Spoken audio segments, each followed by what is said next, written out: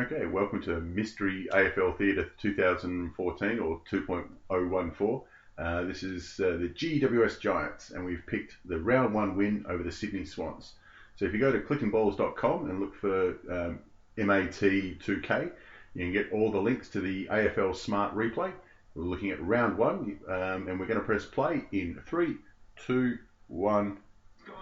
And we're away. It is 2015 though. Yes, but this game is from 2014. Oh, that makes sense. We can't really review the 2015 yet, seeing as they haven't started. I already have. I've actually got a confession here. I think this will be the first time I've ever watched a GWS game from start to finish. Actually, I'm in that boat too. They're the only team I've never actually been to a game live for yet. But a couple of times they played Hawthorn. Oh no, I did watch one. It was down in Tassie. We had I had a couple of friends from Sydney who were GWS members who came down. Thought they'd come to Melbourne to go to the game, and found out it was in game was in Tassie. So we watched it on TV, and then we went to a different game, the MCG instead. Is there a more Sydney name than Roberts Thompson? Oh no, it's got private school dripping all over it, doesn't it? Oh, absolutely. He's got to be the most useless dual premiership player there's ever been. But anyway, he plays for the Swans. Fuck them. All about GWS today. Heath Shaw was a good pickup, I thought, for him. Value. They would have got him for a Big Mac. Yeah, well, after he pissed off Buckley, we got rid of him. Actually, it wasn't this game. It was the other time they played Sydney. He got knocked the fuck out by Tippett. Yeah, Tippett's known for being a hard bastard. I've no idea who knows him like that, but no, you're gonna say nobody. He wrote that on the toilet wall. You probably wrote it himself. What's his handwriting? No, because he's been knocked out a bunch of times. He's actually in a lot of trouble. Oh, here we go. Oh, that's good. Jeez, you did right. So that's right. GWS get that sort of movement, and it looks spectacular. Well, they've got a lot of talent. They've got nothing in the middle. They've got young talent and old talent. And that's what everyone said. That once they get the mature bodies, and it's going to happen all at once. Jeez, they're going to be tough. Yeah, they just got to hang on to them. Because we'll go through it later on with their ins and outs over the off season. They've lost a lot of players, and the big one is obviously Tom Boyd. But that's going to be their challenge in the next couple of years. I think they're going to be finals next year. I've put them down as. It won't be easy, but I tell you get the young boys up and about. I tell you what, Devin Smith loves a goal, doesn't he? Look at that. There's a bit of Boomer Harvey about him. Yeah, I can see that. Yeah, he's got the same sort of way he goes about his footy, and same dislike of the handball inside 50. Yeah, the Kevin Bartlett syndrome, they call it. Or they could start calling it the Boomer Harvey syndrome. It keeps going to the end of the year. Yeah, it's a pretty easy free kick from Franklin there. I think Phil Davis actually does an awesome job in this game, and then he severed his liver or something in this one. Severed his liver? Kidney it was. Yeah. Something like that. It was scary enough anyway. It kept him in the hospital for a couple of nights. Jesus. How often have the umpires done ordinary ass bounces like that? Yeah, we've spoken about this before. I don't get it. How they recall, they want the bounce because it's the randomness and it's tradition and all that. Great. And then if it's too random though, recall it. Like one or the other. Either you bounce it and wherever it goes, that's it, or you throw it up.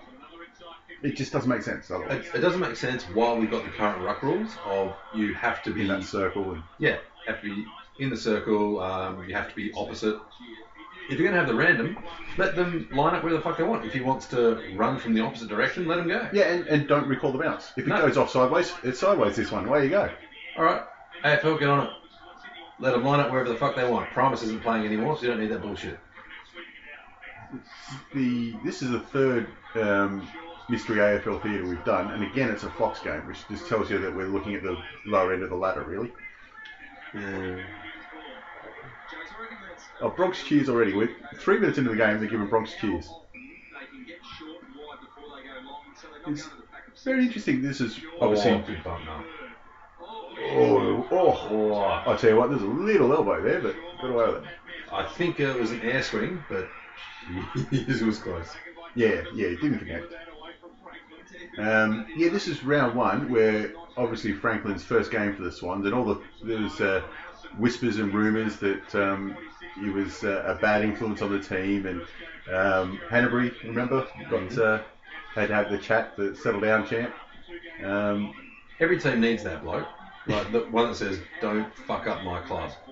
No, Hanbury was the one who was fucking up. Oh yeah, they had to tell him.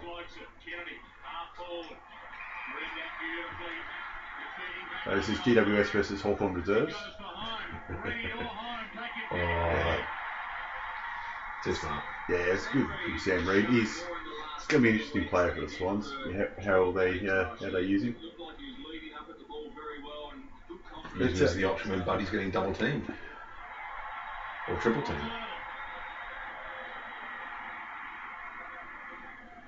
It must be funny to be like the in the forward line for the Swans if you're not Tippett or Franklin, because you're not really expected to do a hell of a lot, I'd imagine. You're not getting paid. No bloody money left. True enough. Nice button hook. No, it's just a good kick to kick into advantage. There's no error from the back in there. You don't reckon he's having a shot? Yeah, of course he was.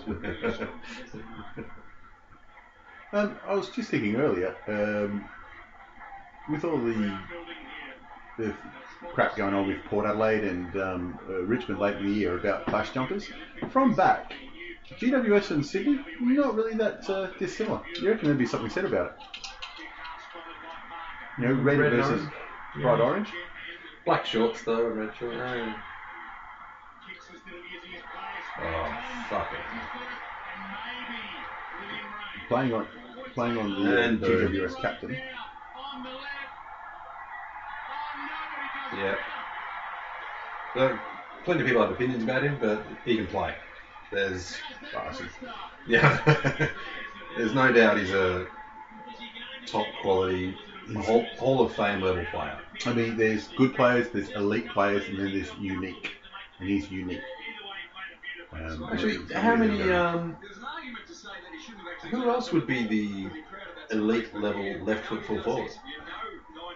I might have to Google that shit, but I'm trying to think who else is a left footer. I know right footers being the more common ones. Well, I mean, I think Roughhead's a left footer, and he won a Coleman. Yeah. I'm not sure if Jeremy Cameron is. Well, let's run back an era then.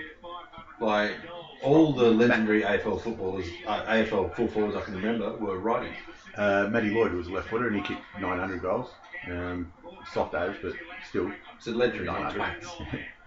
I'm sure his name wasn't. Sure, that was. Oh, that was a wonderful handball. See, that's what they've done better on their second generation of experienced stars, GWS. I mean, when they first came in the competition, they were a little bit of a retirement home. They've had guys like Stephen Gillum that went up there, who wasn't getting a game for the Hawks, and a premiership fullback, but just not quite AFL standard at the time. And he actually pulled the pin this year and retired. Heath Shaw that he well with. Mumford was a brilliant pickup for him, and they were lucky to get him. Franklin forced him out. Wasn't Malcheski out of contract end of last year? Yeah, he's gone to Gold Coast. Yeah, that's what I mean. Whatever Gold Coast had paid him, worth it. Yeah, but he's 32. Yeah, but I reckon too. I think he's 32. But he could still have 3-4 years left in him.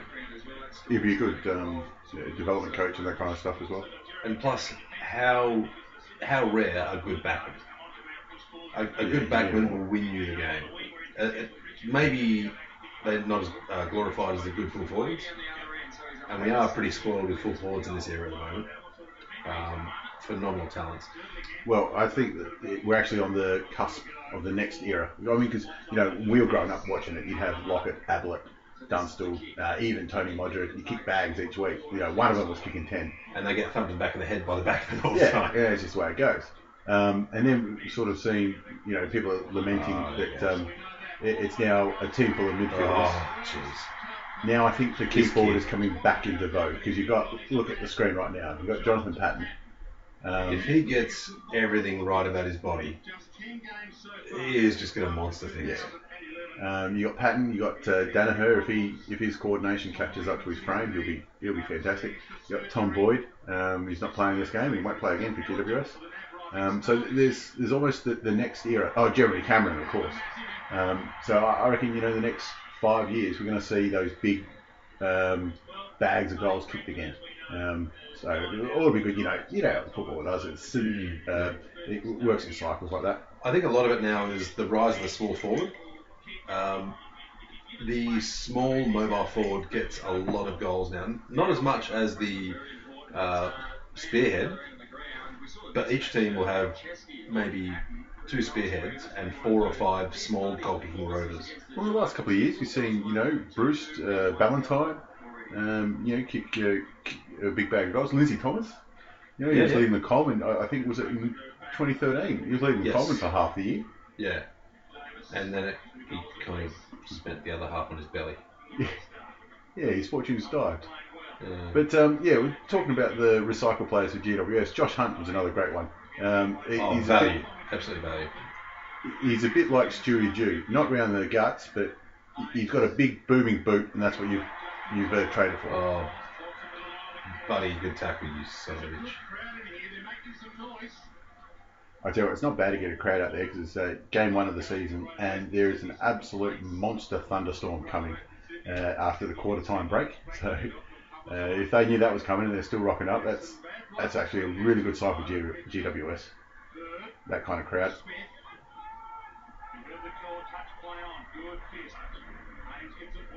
So this is GWS's 3rd year in the competition, and they went 6 wins and 16th. The first time they got off the wooden spoon in their existence. I didn't pick them for 6 wins at the start of the year. I reckon if you had a tenner on them winning every week, you still would have made a profit. You would have made a profit on this game. I reckon they'd be 6-1. They might have covered you for the majority of the year. I do like how they got a bit of venom in them too.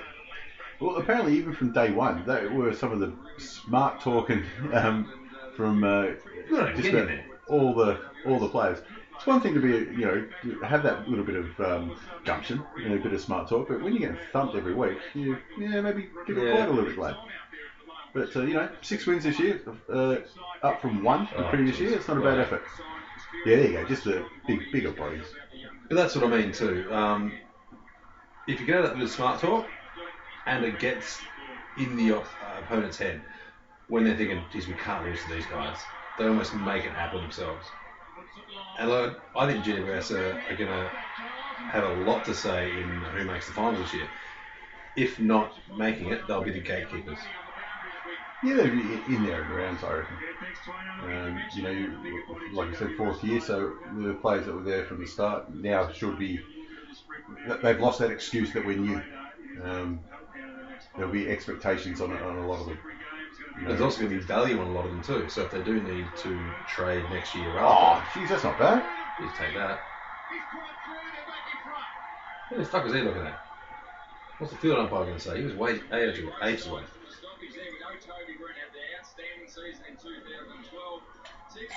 You should take that. Pop, bang. Yeah, that's great stuff. It's the best work he's done since the nightclub at Oden Carlton. Nah, he's having fun. It is kind of funny when, you get 18, 19, 20-year-old kids pulling in lazy 150 grand a year, and they're surprised when they go up and get pissed on a weekend. Yeah. Fuck that. I think when I was that age, I was pulling in 8 grand a year, and I managed to get pissed every weekend. That would have been 4.5 of that 8 grand would have been off the books too. Through Pop. Thanks, Pop. Oh, the old handshake. That was a nice little handoff.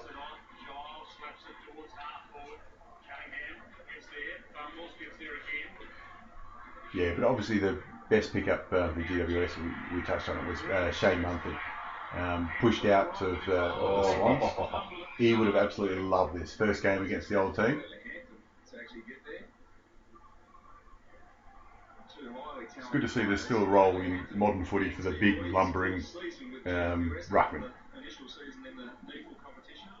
And they had 2 of them this year.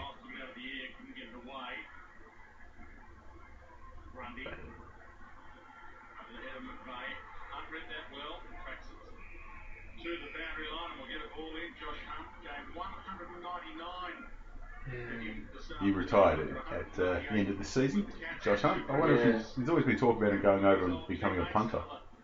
Punter? Yeah. Well, he's got a massive boot.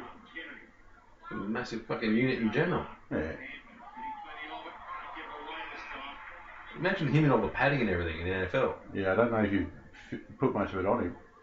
I'll tell you what, no, they have padding that fit him, width-wise, but not height. Yeah. It looked like Odd Job. Actually, it does look like Odd Job.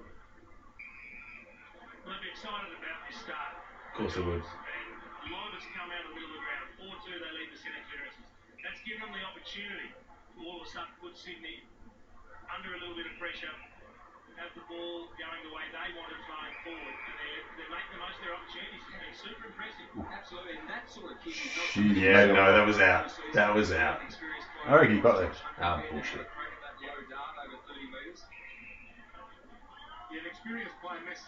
That was the umpire going, that was good.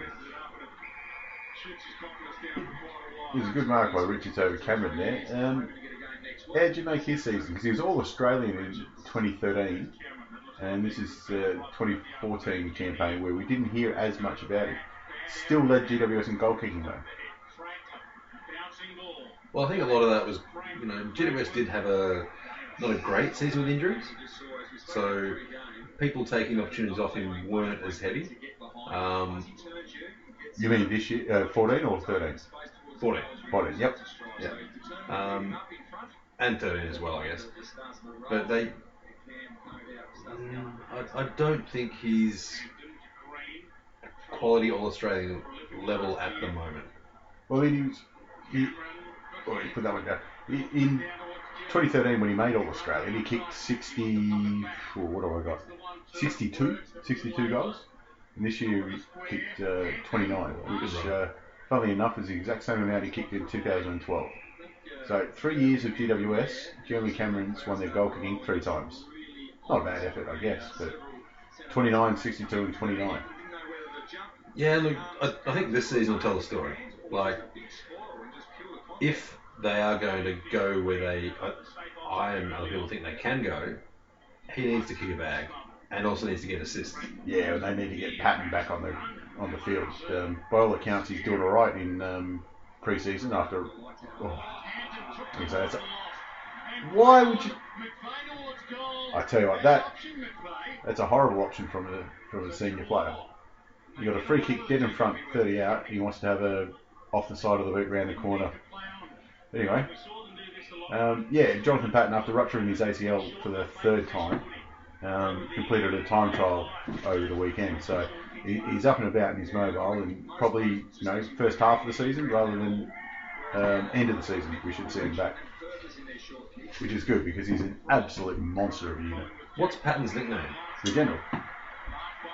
General Patton. Should be the fucking tank. There's a Patton tank too. Is it named after General Patton by any chance? The tank? I find it highly likely. Yeah, imagine. Neither I'm interested. Yeah. Reece Palmer, another recycled player.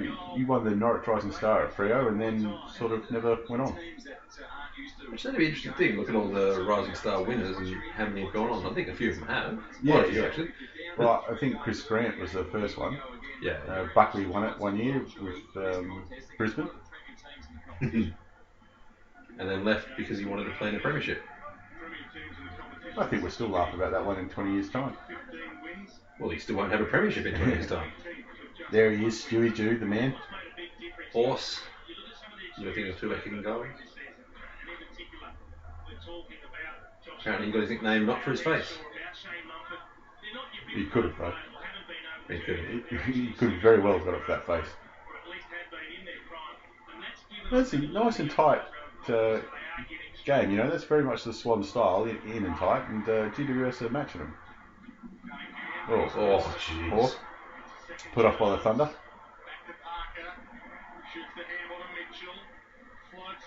That's a good kick on Mitchell. Oh,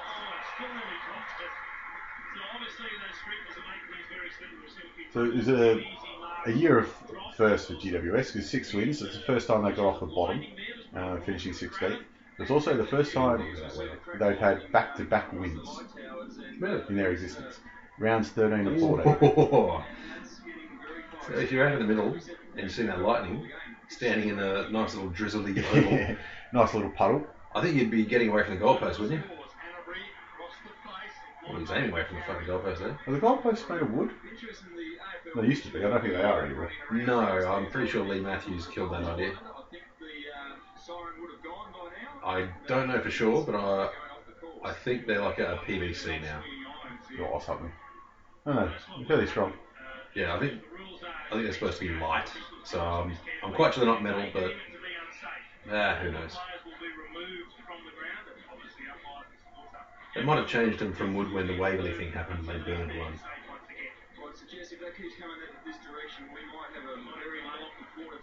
Some of our listeners may not have been alive then. And, well, Google that shit. I think it was like 97 or something, wasn't it, when the lights went out at Waverley? Yeah, and you know what? Some of our listeners weren't alive then. Yeah. Do you remember the teams? I do. St Kilda? Yep. Absolutely. And Essendon. was it? Yeah, because remember they came back and played the rest of the game during the week. Jimmy Hurd was injured, and they put him in for the. That's right. There was that controversy. When they finished off the rest of the game, they put him back in. It was a bit weird, but anyway. Oh, that was very much a make it up as you go along sort of thing. Yeah, well, I don't think they had anything in the official AFL handbook on how to handle that. I love the fact how, yeah, let's go out, let's riot. Yeah, everyone sort of took on the field and one goalpost got taken down. If that happened imagine if that happened in Premier League soccer. London would still be burning. Well, the lucky thing is in the Premier League soccer they don't play night games.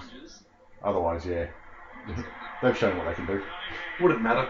It'd go through the whole day, whole night. Leon Cameron's first year at the helm of GWS too. Got to say, he's got bragging rights. He's doubled the amount of wins that Sheedy got in 2 years. God, just manhandled in there. I know. Jesus.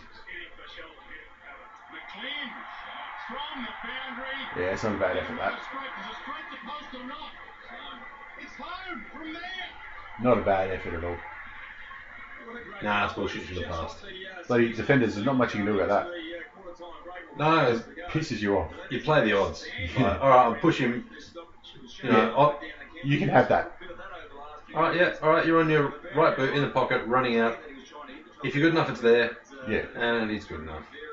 In this weather, you'd tip against it 99.5 times out of 100. You want to get your goals in before the It's a mongrel-looking bastard too, but it's worth just as many as a sweet kick. Yeah, telling everyone how good it was. Look at the fucking wind. Yeah, bugger that. He must have been trying to pass. No, you don't know Benny McLean. He's another one of the Kevin Bartlett's school of thought. Yeah, fair enough.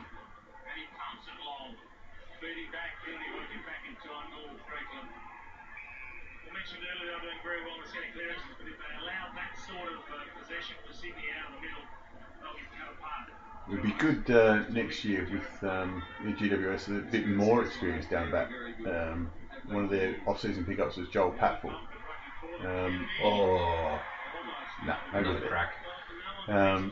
Who might have flown under the radar of a lot of people, but he's a dual best and fairest at Brisbane. Out of not last year, but the 2 years before that. He's on the tour. It's Josh Hunt. He's always going to the tour. Sink that torp in, lad. Oh, no, no. He might have gone the torp. Hasn't turned out so well. Unless, of course, you're listening, Josh Hunt, in which case it was beautiful, perfect. Great idea. And, put it do down. more often, mate. Well done.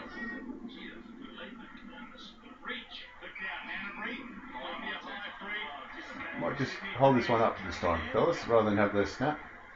It is funny how the full sleeve tats and everything have been fashionable now. And you got guys like Beam, Swan. Well, okay, most of Collingwood Hunt, yeah. with it, and then you see Hunt, and then you're thinking, there's a lot more ink in his arms than there are on Beams and Swan. yes, a lot more surface area, less percentage of body tattooed, more ink was used, and he seems like the sort of bloke where he'd wander in and get it done by some big Tongan guy doing the old school hammer and tap sort of method. That were prison tats. No, he played for Geelong, not Collingwood. No, the traditional tats, like where they. Oh, the tribal ones. Yeah. None of this modern fancy equipment. Just some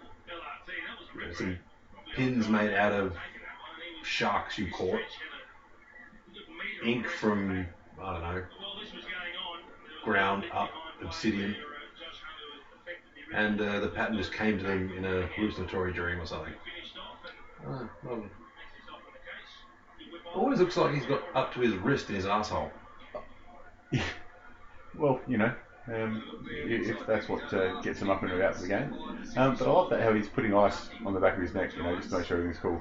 There's about to be an absolute deluge there, and I bet temperatures are probably around the 3 degrees. Just what you want is a big bag of ice. Be lovely. Maybe he just fucking hates him. But fuck this prick. That'll learn him. I wonder if the medicos ever feel like that, because I imagine the medicos are on a lot less than the players. And the medicos are there like, fuck this. 4 years of med school, another 2 years training, 10 years of experience. I've saved thousands of lives in my lifetime, and this prick can kick footy and gets paid twice what I do. No, I think most of the docs, they're on a good quid. I don't think they mind that much. All they have to do is fix up knees and shit. Maybe that's why Doc Larkin keeps saying, he's out for 10 weeks. Out for 4 weeks. Next week he's in. Maybe he's just hoping. Centre there, they're starting to dominate. The last 6 clearances have gone to Swans' favour. Yes, I think if you were watching this game when it actually happened, about now you'd expect that Swans would kick the next 10 or so, and that's just the way it will be for GWS and the Swans.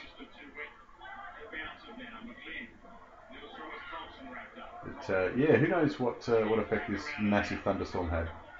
It's funny to think that a come from behind win is generally more satisfying than when you're out in front the whole day. But when you're out in front the whole day, that's a better game for you. You've played much more effectively, but you haven't had that gut check. Yeah, it's when you execute. There it goes. Yeah, there you go.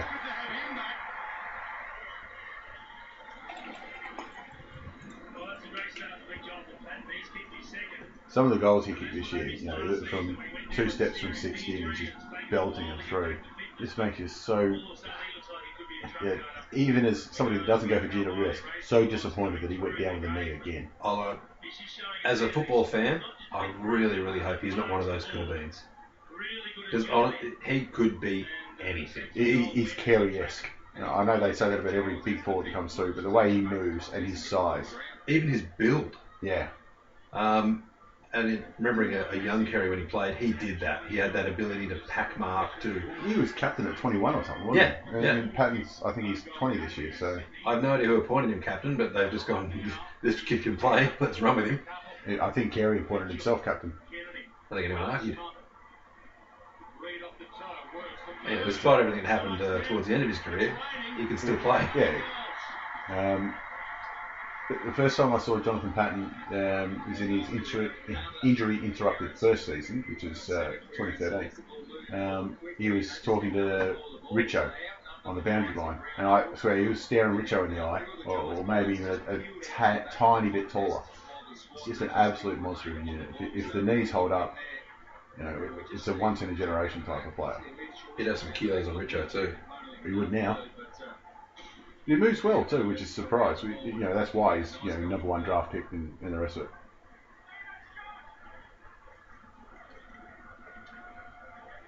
Yeah, that's a good goal there. Yeah, go to Sydney for the weather. Fantastic. Just trying to think, how many premiership players have GWS got running around on the field today? In the game we're watching today. Hunt and Mumford. I think that they're the only 2. He's right with you, Did Shaw? Sure, you're right. He sure played, of course. He was from Collingwood. Got the librarian smother on Rewalt in the goal square. Yeah. And I know Stephen Gillam, like I said earlier, he's playing for him, but I don't think he's playing today. He was on their list, rather. Oh, look at pace. Oh. So that's not the first time it's going to happen to him either. If you're playing on pattern, especially if you're a team that relies on mobile backmen, like Hawthorn, North Melbourne, if you don't have the monster backmen, you need to get them.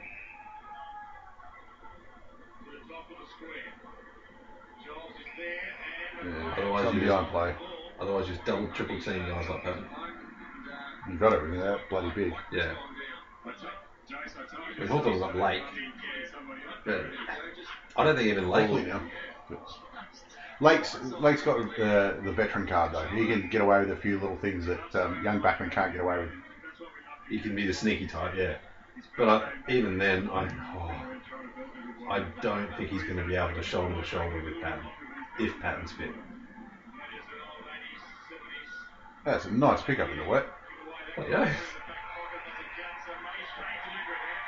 Yeah, that's ridiculous. Nah. Is there another game where the umpire is expected to be a mind reader? Yeah. No, you intended on that one. Wait, what? Yeah, thought crimes. It's weird, but. And you wonder why people who've never encountered AFL before think it's fucking odd. You ever sat down and tried to explain all the rules? Yeah, I give up after 5 minutes. And then, that's obviously not a deliberate free kick. It is absolutely deliberate, but yeah. Anyways. It's one of those knack things. Like, you kind of have to understand it to understand it. You understand? Understand. Yeah. Lucky Whitfield, another number one draft pick for him. Looked the goods, I thought, this year. Oh, that's good from Cameron. Yeah, like I'm saying, he's 40 goals down on his last season, Cameron. But I think the attention level he got this year, and he's not bad for a one-step kick in the wet. Oh, I thought he was going to bounce through. So he probably overperformed. Oh, Jonathan Giles. You've got to get rid of that beard, champ. Yeah, it's fallen off the top of his head. Looks like Freddie Flintoff's cousin who's missing a chromosome.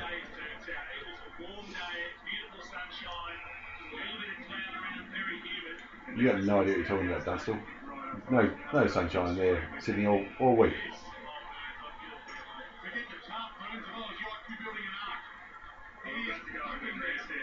It's not bad from Dwayne Russell. Oh, seems like a drop and run. Have a shot, son. So after all that, only a couple of goals down for GWS after the first quarter. They had the go of it early on, and then Nick Davis running the drinks for City there. Do you really need to run drinks like that? Just open your mouth. Just open your mouth up, yeah. Well, LRT, I don't know if he can close his mouth. Sort of runs a bit slack-jawed. Yeah, no shit, they're not huddling on the ground. I think that's because the coach is like, nah, fuck that, I'm not going out there, you come to me. Especially some of them who might have plates in their legs or whatever. Alright, have a look at it now. It's unbelievable that this is the same day. Yeah, this is when Sydney folk are like, I live in Sydney because of the weather. I like the weather. Yeah. I'm not going to Melbourne, it rains all the time. Just fucking look at this shit. Look at this. It looks like they'll come back the next week. Well, in fairness, Melbourne does have an indoor stadium for that sort of thing. When they do close the roof, as Brad Scott has often mentioned. Yeah, for those that don't remember, there was a massive thunderstorm at quarter time here, and we've actually come back about after a 25 or a 30-minute quarter time break because the AFL decided it was too dangerous to keep playing. So that's why the conditions look so different. And you still see the little lakes around the side there. And it's still going to be wet weather footy. Oh, that's it. Push him into the fence.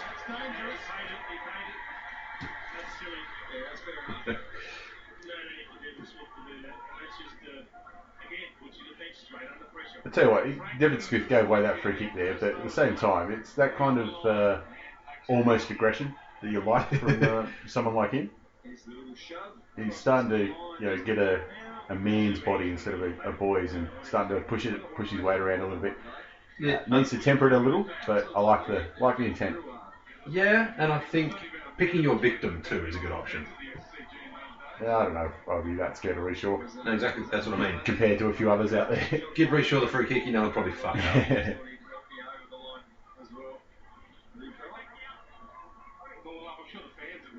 He's one of the most frustrating players, Reshaw. He does some things brilliantly, chases, runs, and then you're like, beautiful. And he seems like the sort of guy that would just get lost in his own house. He just does the dumbest shit sometimes. Well, that's what a Collingwood upbringing would do to you. Jeez, that's really handball. Jeez. The first one, not the second one. Yeah, well.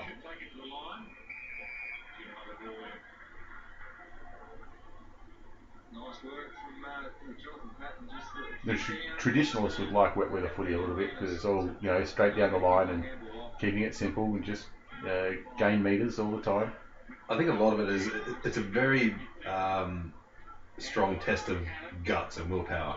Because if you're running in the wet, you can't change direction quickly. You have to run in straight lines, have to run straight at the ball, and you have to hit the body.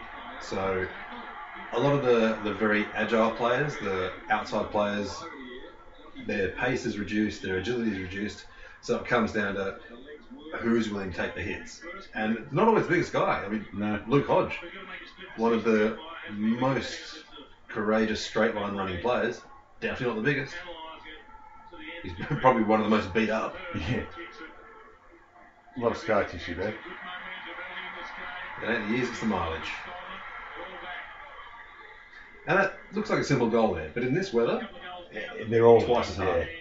Yeah. Especially the set shots. Yeah. Too easy for it to come off the side. Yeah, as you're running towards, the water spraying up on your boot. Even though I tell you what, now that we're seeing it on the replay, that's a free kick against McGlynn, I think. Have a look. Did he dive in? Yeah, he dived into the legs. Yeah. I'm with you, Piggy. It does seem a lot of the time the umpires sort of tend to apply a fairly loose interpretation. It can vary quarter to quarter. Now, we were talking GWS in the second quarter here. Their big name recruit for the opening season was Tom Scully on a much talked about 5-year, $1 million a season deal. So he's into season 4 of it coming up this year. I've got to say, it hasn't panned out as good as they'd hoped. Bit of Jack Watts-itis? A little bit. It's a different one than Jack Watts, because he's a number 1 pick as well. He's a number 1 pick for Melbourne though. I think too much hype too soon. Too much. He's been okay though, whereas Jack Watts has been a disappointment because of the number 1 pick status. Well, it's hard to carry a team when you're 17 and the team sucked for so long. Yeah. But at least GWS is a new team when Scully jumped on board. But at the same time, you can't blame Scully. If somebody's silly enough to pay you $1 million a year for 5 years, you're going to jump at it. Well, fuck it. Everyone's paid us $1 million a year to do these podcasts, so I'm all for it. I think you've done your dough, but I'll take the cash. As long as it's guaranteed and up front, we're laughing. Yep. But at the end of this season, I'm not sure if it's doing it now, but at the end of the season, Scully ended up as a tagger. I don't know if you want your marquee $1 million player as a tagger, but that's where they've ended up with it. And I thought, when Melbourne drafted him, I thought he was going to be better, but there it is. The good news is they've got 2 years left of his contract, and I dare say his next one will be a little bit smaller. The GWS have a lot of cap space to go after another big fish. I hope they do. Or maybe just hang on to the ones they've got. That too, but I think it'd be great to see them get some solid. Who would you pick? Who would you look at them picking up? It depends who comes up on free agency. Yeah. What type of player? You want a big body midfielder. They've got key forwards coming out of their arse now. Yeah. And other teams are lacking key forwards. Plenty of them can use one or two. So you've got trade power there. Well, I mean, that's how they lost, Tom Boyd this year, and picked up Ryan Griffin, who's a great pickup. He's a little bit older than they would have preferred, but still. I think Griffin is actually brilliant for them. Yeah, of course he is. Not only is he good value, he was way misused at the Dogs. It's hard for them to misuse. I mean, the Dogs are down the bottom as well, but they don't have any cattle, the Dogs. They're struggling. You say good value. I'd say he's exceptional value because the Bulldogs are paying a quarter of his wage while he's playing for GWS this year. Even better, it's rent to own. Yeah. What about left leg? He's a natural left, is he? Don't think so. That's one if skill. He is, then fair enough. It's one skill. I have no idea how it has disappeared from the modern era. Well, there's been some talk that now they expect the players to burst and run and get onto their good foot. But I still think if you can hit a target from 40 metres on the other side of the leg, it just opens things up. Yeah, I mean, bursting and running, awesome. If you can burst and run and have either foot, how is that not better? Yeah. You've got literally twice as many options. So, if you're a 13-year-old lad thinking of getting the AFL, use both legs, both hands.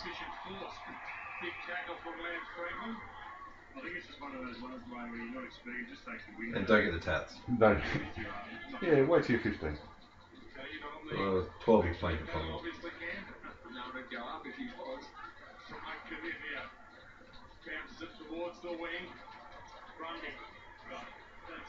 Up and under.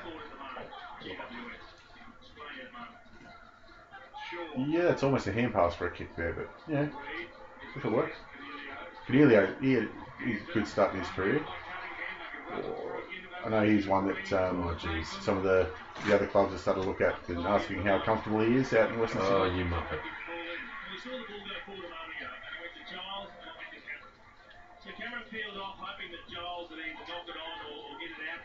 Interesting season. The start of the season, this 2014. After 3 rounds, Sydney were 1 win, 2 losses, and GWS were 2 wins and 1 loss. Don't think anybody picked that. Either side of that equation. But 6 wins for GWS. They had another win in round 3 over Melbourne, who they sort of had a little bit of the wood over Melbourne. I think they're 4 from 5 or 3 from 4 at lifetime against Melbourne, which, for an expansion side, is kind of embarrassing. For Melbourne, that is, but they're used to being embarrassed over the last couple of years. You'd be embarrassed at the people that turn up to the match. Players, they're called players. Yeah, you might call them players. They've been called a lot worse. Where do you see Sydney going this year? So, I think they're falling off, even though Tippett and Franklin will be fit. Maybe. Well, they lost Malcheski. I think that's a massive loss for them. Especially got to be holding the ball. That's a shocking. You can't drop the ball after you while you're being tackled.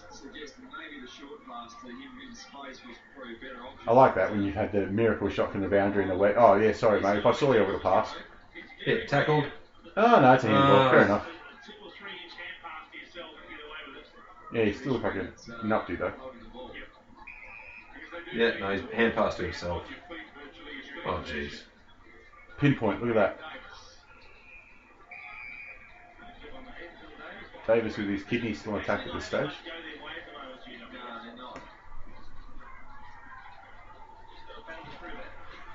They try to call these Sydney derbies the Battle of the Bridge, which is just really silly because, okay, Sydney has a harbour bridge, but what's that got to do with GWS or Sydney?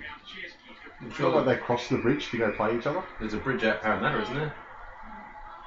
Yeah, but, I could kick over it.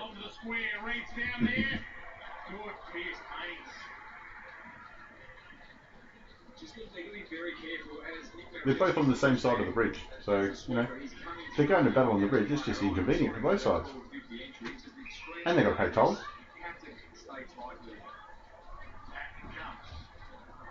No, you got to mark then.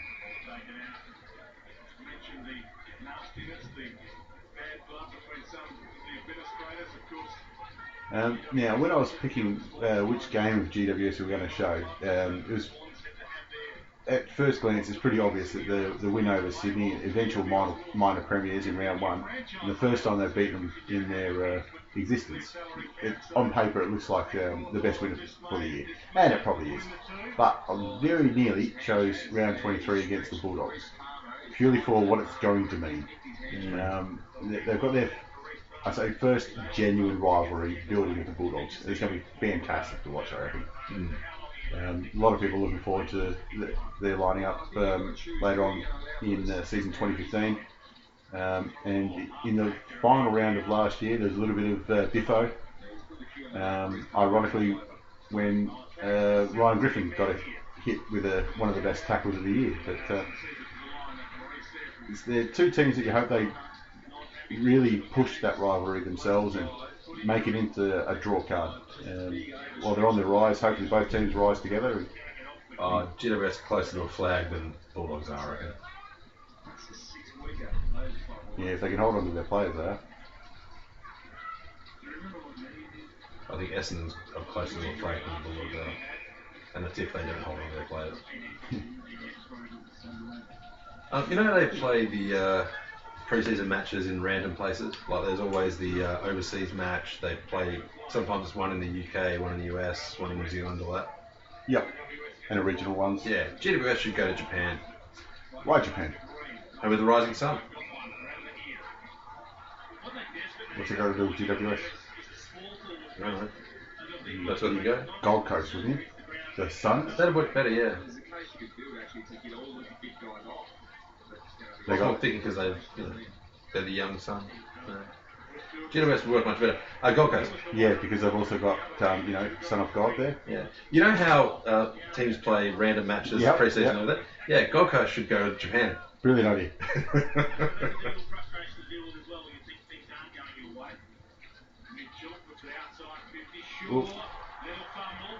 Oh, sure. Who's the better Shaw? Heath by a mile. By an absolute mile. Actually, you know what? I think Reece would agree. Yeah, I don't think you can argue. Who's the better Reed? Well, neither of them can read. They're both from Collingwood. But for that. Yeah, I'm going to leave that there.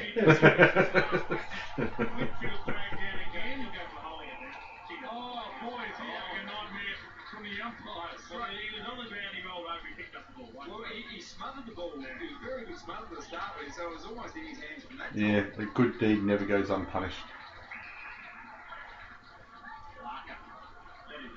That's a great shit. As if you wouldn't have a crack. Yeah, fully justified having a crack there. Didn't work out, but that's it's the best option there.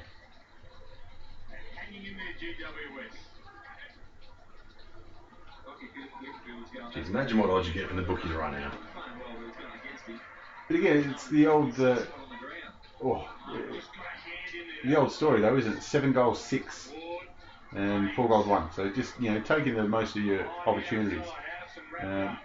All that's not a bad effort. I reckon you'd find 10s right now. If you went to a bookie and said GWS to win straight across the line, they give you 8s to 10s. In the run. Oh.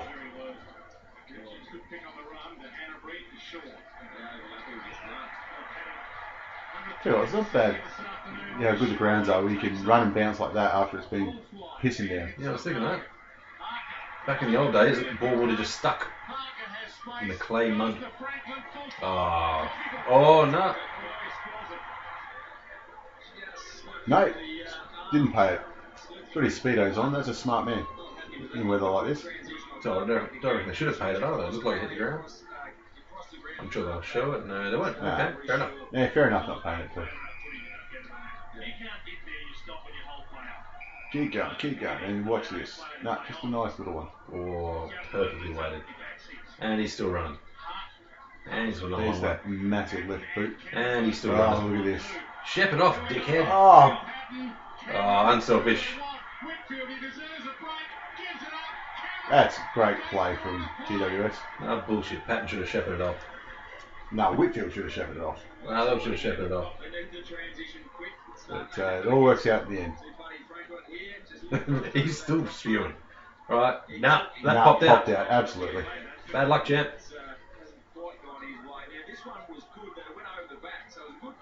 Let's have a look. Yeah, Whitfield. Look, there should have been a big bump there. But anyway, it's worked out. Right there, Patton should put the body on. Cameron kicks his first to 29 for the year. If Patton does get a bit of that thug about him, there's going to be a lot of people on their ass. Guys, the sub's been made down here. Weston Palmer, as we just saw, went down to the change room, hasn't come back out yet, and Dylan Shield has just come onto the field for this first match. I tell you what, Dylan, like I just said, Dylan Shields started the sub in this game. He certainly didn't end up the sub end of the year. He's going to be an absolute unit.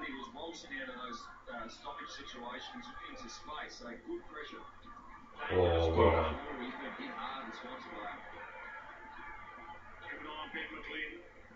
Yeah, it's a good chase from Scully there. Like I said, he's not a bad player. He's just not $1 million a year player. But you know, GWS made waves by signing. What is it? Half marketing? Like they're saying, look who we've got. You know, Well, another face on a poster. He's a number 1 draft pick, so they wanted him to play. You know, Look at that, straight at the ball. They tried Izzy as the marketing side of things, and I think it didn't work as well as they hoped. Certainly didn't work as well as Carmichael Hunt did. No, Carmichael Hunt seemed more committed. Yeah.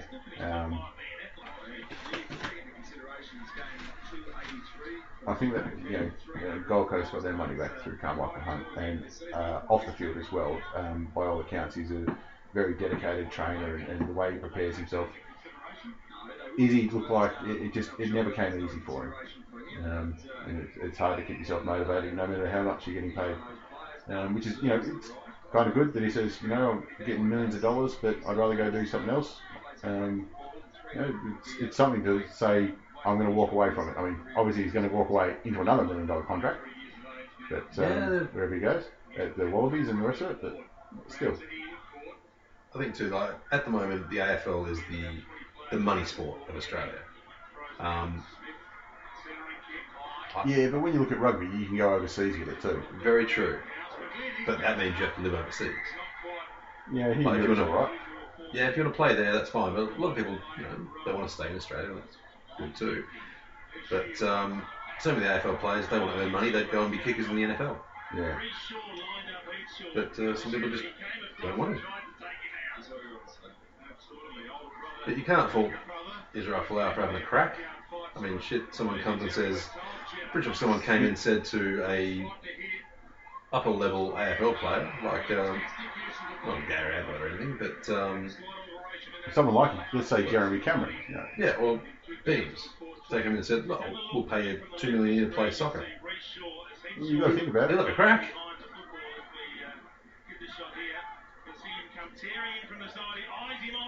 And he just couldn't get in. He wanted it badly. We got a story written about a tomahawk, a crowbar, and a cricket bat in one fight they had. What the? That's a fight. Brought up the son of a Collingwood player. The sons of a Collingwood player, I should say. That's just, they would have taken that to school with them. Part of their packed lunch. What, cricket bat, crowbar? Yeah, and a snack pack. Yeah. Got to get yourself through the day. Collingwood High School starter pack. No, I don't think there is a high school in Collingwood. They just stop. If you get to grade 6, they're happy enough. No, it was their junior school. They're just high. You ever see that movie, High School or something? High School High, or something like that. Yeah. Nope. Trauma or something. One of those real dodgy ones. Anyway. There you go. Look. Oh, Marla's kick. Oh, another one. I tell you what, that's a great chase. Look at him. Hey. He's made it. He's affected the kick. That's a great chase. He's a blue ass fly. So sometimes you've got to hold your structure back and actually rely on similar numbers. Now this is where they get themselves into trouble. Otherwise, you've got no chance even if you do. Is Yeah, that we kick into a one-on-one and shanked it. is there one official strapping supplier for the AFL? Oh, probably, I imagine. I tell you what, they make a fortune. Yeah, I mean, It might be club by club through their sponsors. but it has to be flesh coloured, doesn't it? Imagine. I don't know. No, it seems like you'd have, I don't know. Elastoplast or something. Well, yeah, but if it doesn't have to be flesh coloured, you'd have Medibank Private all over the bastard. Oh yeah, no, they're not allowed to have.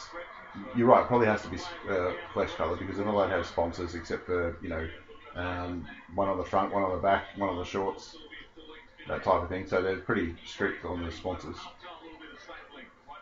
What happens if a bloke gets a Coca-Cola tattoo? Or they get a Pepsi one like CM Punk. Yeah, I guess they're going to have to treat that differently, aren't they? Maybe it's across this river when we come to it. Because someone's going to be dumb enough, I'll guarantee that.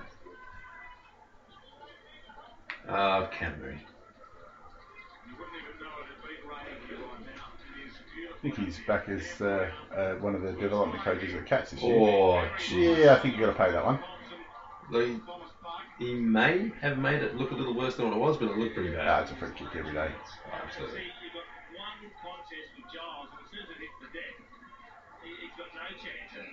I do think though sometimes some players put their head in that position just to get a free kick. So I do think if someone gets a hit like that, they should be automatically taken off. I don't know what you said. What you're saying. Now, someone gets hit on the head, take them off. Doctor looks at them before they can go back on. If you're really serious about protecting people, and people aren't going to just fall over at the sight of someone coming towards them, that's the only way to do it. It will stop them using it as a tactic, that's for sure. Yeah, and look, can still be a free kick, that's fine, but the player hit needs to get evaluated first. That way they're off the field, and they can be looked after properly. So, do you have concussion? Is there any spinal damage, whatever? That's fine. The danger there is then can the opposition use it as a tactic? You give away a free kick for a head high, and well, he needs to go off now. But yeah, there's always going to be a bit of give and take on that kind of stuff. Yeah, I don't think you can. I mean, if the umpire thinks it's bad enough, he can just hold up play. You get reported, yeah. Yeah, playing head high reports were all over the shop. And look, if players willing to accept 4 weeks just to avoid one player kicking a goal, they're probably not going anywhere anyway, really.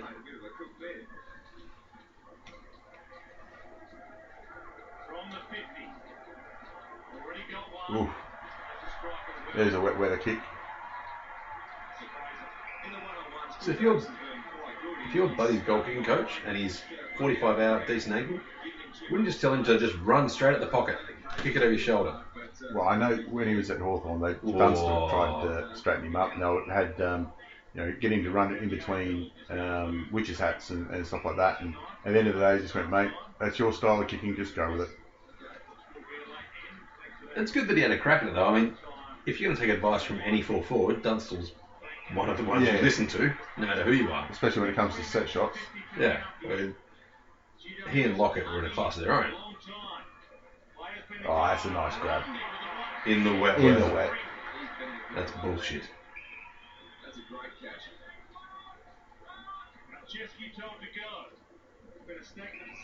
I love it when they play on like that, like, go this way, go that way, and I'll kick to the bloke who's by himself anyway.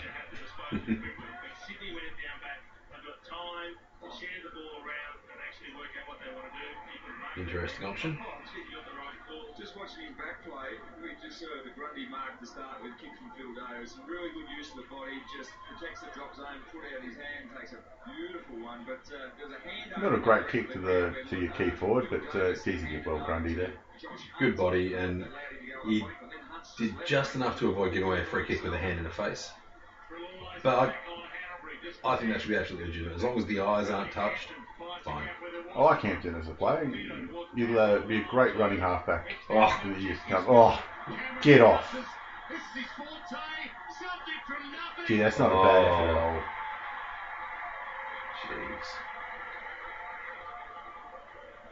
Jeez. Coming off an All-Australian season into that, be able to pick up, push off, snap around the corner. Just seeing him then too, he wasn't that much smaller than Patton. Height-wise. Weight-wise, he's probably 30 kilo. Yeah, so But he's got some toe.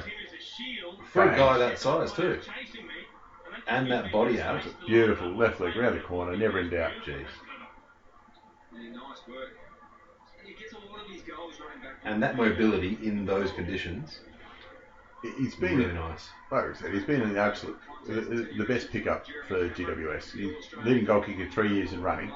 They've got the big money for Israel, the big money for Scully, the big #1 pick in Lockie Whitfield and Patton, and it's Cameron who's been the one that's really delivered for them. I think too though, the a lot of AFL recruiters for so long have recruited athletes and turned them into footballers. Yeah. But there's something to be said for the blokes that can get the ball. You know, they know how to position themselves, how to read the play, and it's got a lot of ball. Because a lot of the legends of the game, geez, you wouldn't bet them for many athletic contests. I mean, Tony Lockett, brilliant over a 10-15 minute sprint, but yeah, that's it though. You wouldn't go any further. Exactly. And the same with Dunstall, same with a lot of the forwards. Dunstall was a phenomenal strength athlete though. Oh, absolutely. And apparently he still owns a couple of bench press records and around the place. Yeah, but he wasn't a power lifter. You know what I mean? Like, obscenely strong for a guy who was mobile. Yeah. Oh. Cheese grated. Don't know if I've ever heard that one before. Oh, I get the saying, just dragged along the ground, bit of gravel rash, spins around, and then head runs right on the ground. Cheese grater. Yeah, I'll run with cheese grater. Yep, that works. Fair enough. Oh, go the ball there. Devin Smith it was. Oh, magician. What the fuck is that? And the Bronx cheers the other way.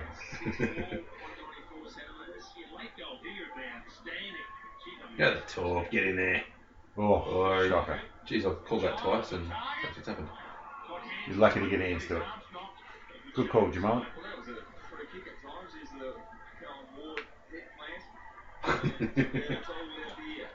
No, that's a cheese grater from now on. Yeah, Callum Ward, another good and a tea bag.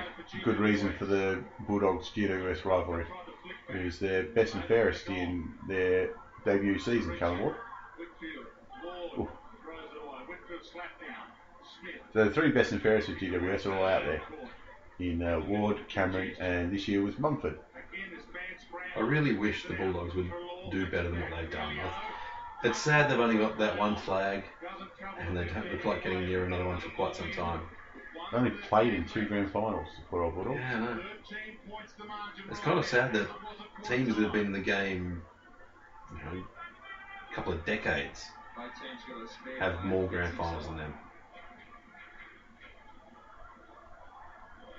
Well, Port Adelaide have got the same number. 1 win, 1 loss. Yeah, they've only been around since what? Exactly. 2000? Yeah, 96 or something they started. Oh, he's put... I thought he called him the back then. Pull your pants up. Jeez, thank God for flesh coloured. It's a bit early to be getting that out to put him off. Yeah, great call.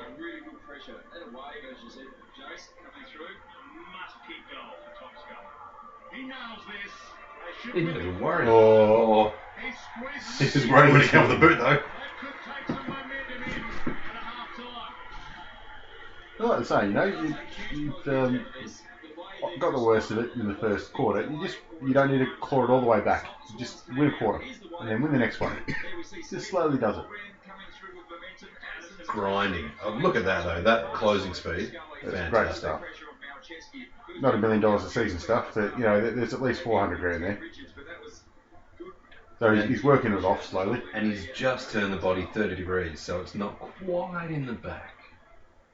No, he did well not to give away the free kick. Yeah, it's just unfortunate Malcheski's a backman. If that was a forward, he would have been a free kick all day. There we go, 7-1 clearances in the last 10 minutes. That's what, their myriad of draft picks they've had in their 3 years. They've always been midfielders, and then at either end of the ground picked up, some players from other sides, rather. They're just still waiting for that real key midfielder to come through. And I reckon, Lockie Whitfield's been good and in his first year, but Dylan Shield, I'll tell you what, he's going to be the one for him. But, yeah, you can't kick it that long, though. He just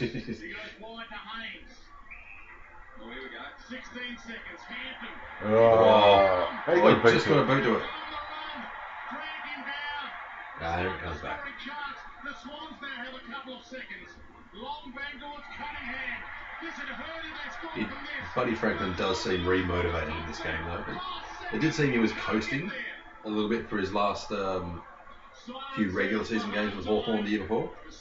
Premierships, though. He actually played all right. No, in the regular season. Finals are a different game. If you're not hungry in finals, you're not playing football.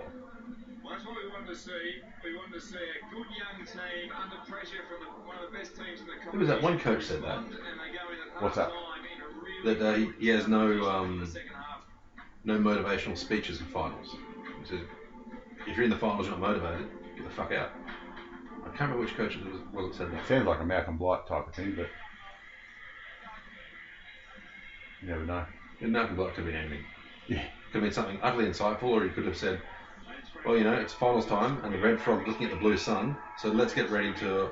No, that's definitely Mick Malthouse, that one. Actually, coaches do tend to be a bit of an odd breed. You got to be. You can't take it anything for granted either, because you never know when that contract's going to get ripped up. Yeah, no, unless you're Buckley. You wouldn't be getting any car loans. Oh.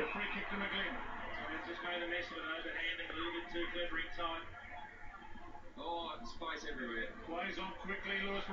Oh, that's a good grab. They did everything right there, the GWS defenders. Whitfield absolutely launching himself into that. It's this is his first game of AFL footy, Lockie Whitfield, so you don't mind seeing that at all. No, even though he was always going to have a prime spot for that mark, but still make them earn it. Make them earn it, yep. Like, there's sort especially of a goofy fuck like LRT. There's sort of what backing can do these days. You can at least give him something to think about next time he's going for it. Although I don't think he does much thinking. Yeah, it's not his strong suit. Oh jeez. And let's be honest, if you're going to give a free kick away, he's back that in. Oh yes. Done well. Yeah. Oh, the old switch. Oh jeez.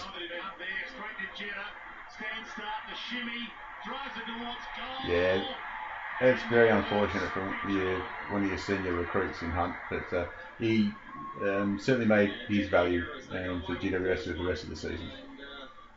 But, let's have a look at some of the outs from season 2014 going into 2015 from GWS. They lost Jonathan Giles, he's gone to Essendon.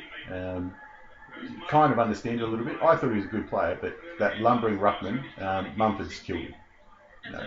Well, yeah, and Essendon, who, depending on how things go with the court cases, he's probably going to be their starting ruckman for most of the season. He's going to be their starting ruckman, no doubt, because it's the position where Essendon has struggled, because they've had Paddy Ryder, who's off and on, and he's obviously legged it to Port.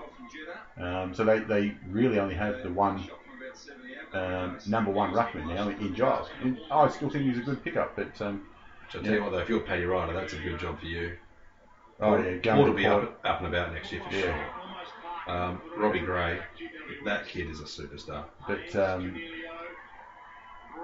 they've lost Jonathan Giles and they've lost Tom Boyd, who was a ruck forward, and obviously Jonathan Patton, who's a little bit of a forward ruck. Running with the flight of the ball, no. Oh, he definitely touched it. Oh. So, they're going to review. Oh, for fuck's sake. How often do we get a review, and how rarely does it overrule the umpire? How rarely does it actually make a decision? It's usually umpire's call. Exactly. I think it just shows how often the goal umpire gets it right. Until they get the super slow-mo in every angle, you're never going to have something definitive. Yeah. Even there, who can really tell? It's scraped along it. But the only objection I have with it is when the goal umpire calls it and then the field umpire goes, oh, hang on. We need Snicko. Let's have a look. Like, no, the goal umpire's there, he's called it, it's his decision. If he's not sure, then call for the replay. We need Snicko order on there. Or if you think he's made an absolute howler, then... Then what are we going to do? The opposition captain can call a review as well? Review of the review? No, then if the goal umpire's made a howler, then the field umpire can overrule and go, no, let's go have a look at the replay. But otherwise, if the goal umpire is 100% certain, why call for a replay? That's out in the full. No appeal. So, anyway, go back to it. They've lost Jonathan Giles. Josh Hunt's retired. I think, a good pickup for him. He was serviceable. It was probably the right thing for Geelong to move him on as well. He's a bit slow and they're trying to build for their next premiership. But he had a lot to offer with that booming left boot. I reckon he was all right for GWS. For the short time he was there. You've got to be happy with that. They lost Jonathan O'Rourke down to Hawks, a former number 2 pick that I think only played half a dozen games. He's not playing today. Oh, sorry, not playing in the game we're watching now. Good, bad, we don't know yet. So still wait to see on that one. But it is that... Patton's got some wingspan. It is that what Eddie Maguire threatened, that all their phalanx of high draft picks are going to want to go back home. And that's what led John O'Rourke to leave the Giants. Yeah, that's dangerous right there. Eddie knowing he's right. Jeez, fuck. Sam Frost, whose brother had a great year for Collingwood. He's gone back to Melbourne, back to Victoria. They've also lost Janks and Wiley to Carlton, which I think Janks would be the bigger loss there. I like how their buddies sort of giving the eyeball to the back of Hunt's head. Hunt turns around, he's like, oh, nothing, man. Yeah, nothing there. That's all right, mate. Next time. Yeah, now you give the eyeball. In fairness, Buddy's not as dumb as some people think. Every green, get anyone back. He'll eyeball every player, but not Josh Hunt. A man has to know his limits. And know crazy when he sees it.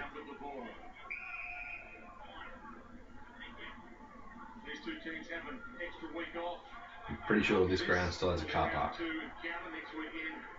You don't want things to get settled in that. I can say, especially if Buddy's driving. Might end it real early.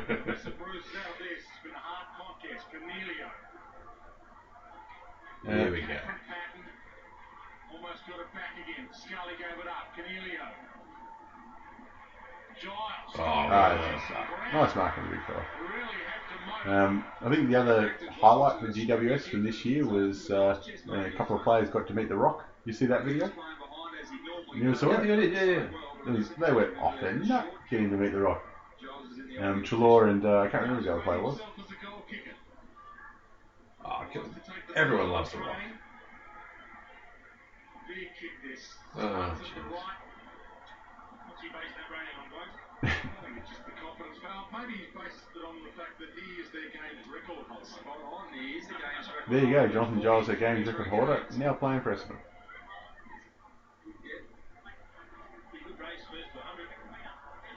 Yeah, well, he won't get there. And the other, Stephen Gillam retired as well, but he never really played that many games for GWS. So still a premiership player for the Hawks, so good to see he's he's gone the collar choke. Yeah.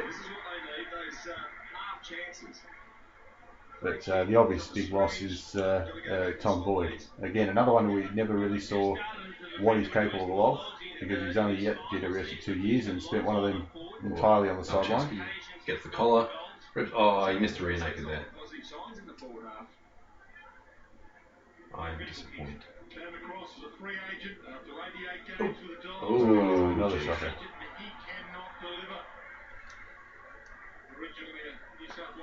Yeah, so that's a lot of outs. High draft picks and experienced players that they've lost. GWS. They traded well to get 3 picks inside the top 10, but again, more draft picks. It's just, I think they're getting that better mix of experience. Oh, that was close. With Griffin coming in. But yeah, their worry is always going to be hanging on to the young stars that they've got.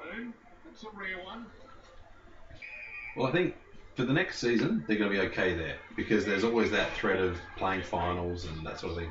But if they start to fall away, they've improved season upon season at the moment. If they start to stagnate or go backwards, heaven forbid, every star is going to abandon them. They're going to think, no, I thought we were building here, I'm out.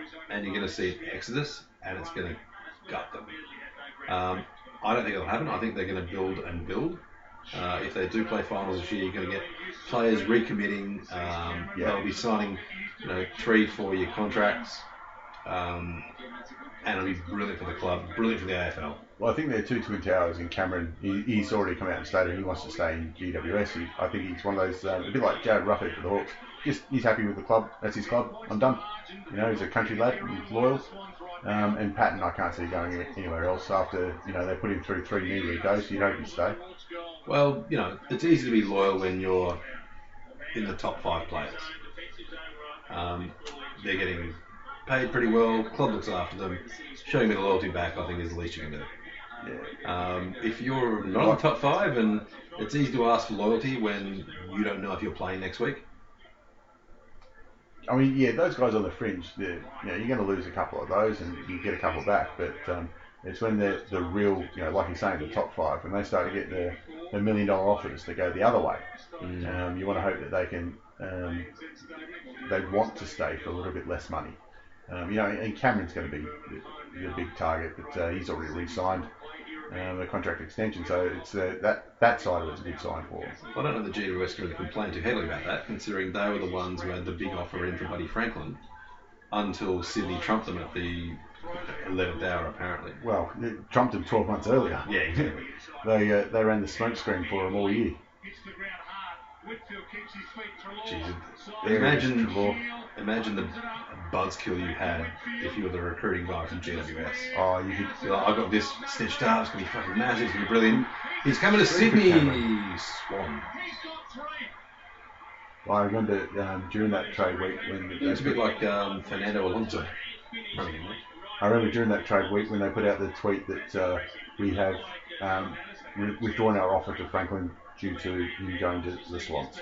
And you just feel the ire dripping off it. Yeah, the unstated moment. They say it's hard to convey tone in 140 characters or less. Geez, it was all there.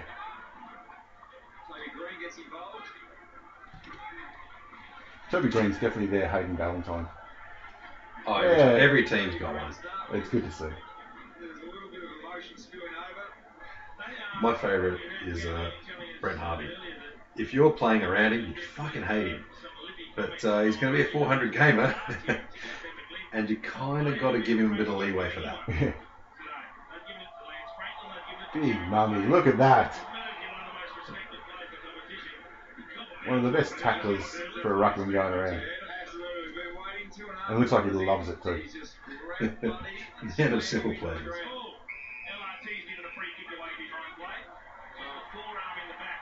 Speaking of simple pleasures for him, you always heard the story about Mummy when he was down at Geelong at the sausage and bread night or something. He polished off about 40, I think was the number. Yeah, big boy.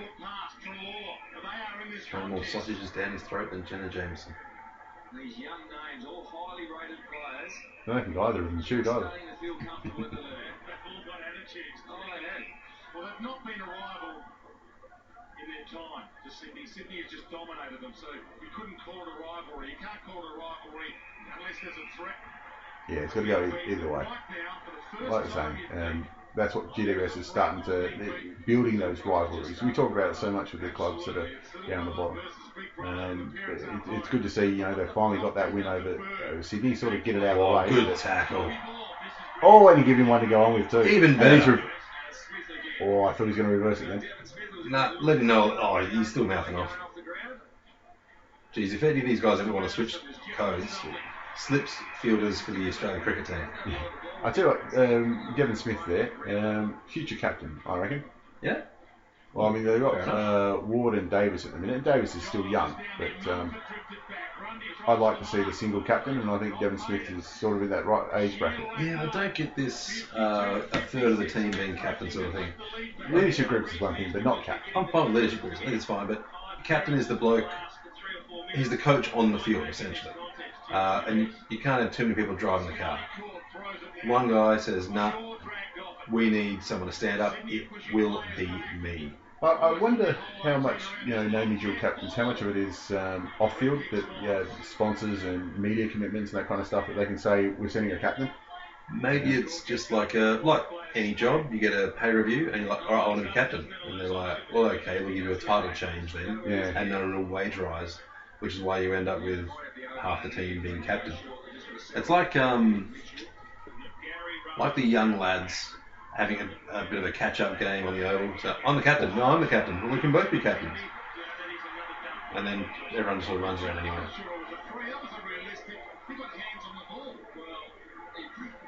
Just climbing the mountain. Let's see, did he touch it?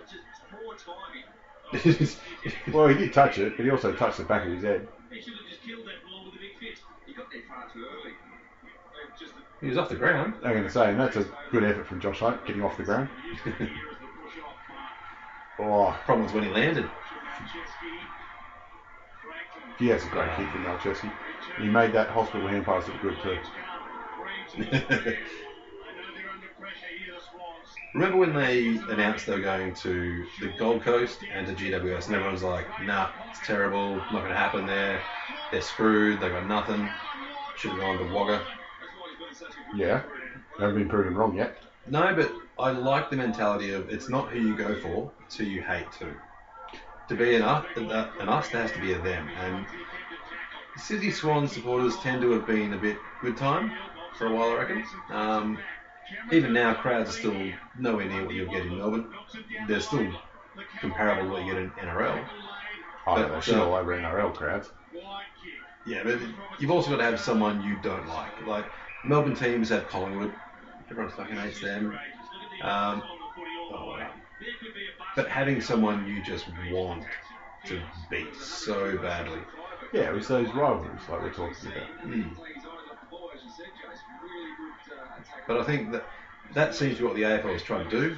Create us and them with Brisbane and Gold Coast and GWS and Sydney. Yeah, but it feels so manufactured. It is, but they all kind of start that way. Yeah, but they don't. That's why the GWS and Western Bulldogs rivalry is going to be fantastic, and I hope they promote the shit out of it because it's not manufactured; it's genuine. They hate each other now. With player movements and Boyd going that way, and Ward and Griffin going the other way, and that's a great tackle. Oh, and he's done his shoulder. Oh, fuck.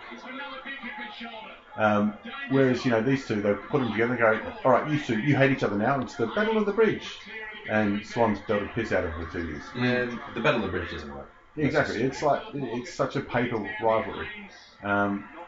Unlike, Port and Adelaide, where they actually started fighting from the get-go and were competitive from the get-go. I think Port won the first showdown. No, that was a lot of the background story because Port was going to be the AFL entry for SA. There's a genuine history there. And everyone hates Port Magpies. Yeah, fair play too.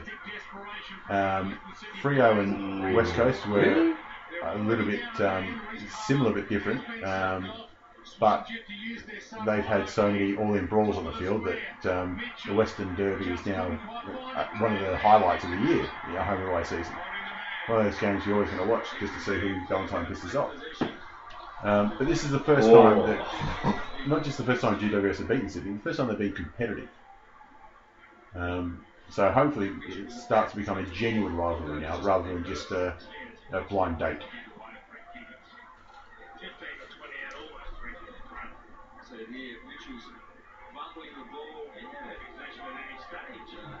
Yeah, fair enough. Yeah, but wasn't... I'm not going to claim I know the rules off by hand, but I do remember if you were paddling the ball while you're over it, you're in possession. It's control. It's all about control. Yeah, I guess so.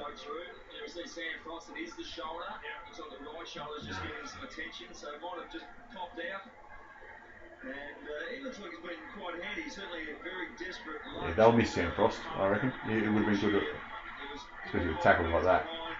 What actually happened though? It seems like Just, I think if you're doing a shoulder in a tackle like that, you've got some pre-existing yeah, that's the predisposition.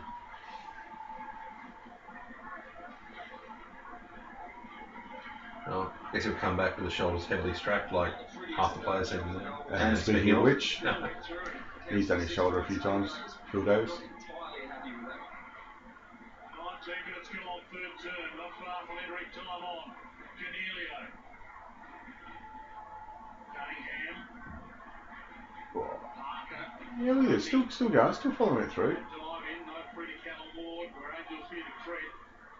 Back in. The old Superman. Hacks it clear. Whee! Hampton used hands. That's a shame. That rule still applies. You cannot Unless you're Selwyn. use your body a lot more to work the players, but you cannot put them in the back. Gee, that's great defending. It's such a shame that he sat out, I think, 2 or 3 months after this, Callum Ward. I think he spent 2 weeks in hospital. He's, they got him young from the Crows, and he's going to develop really well to lead that back line for another decade.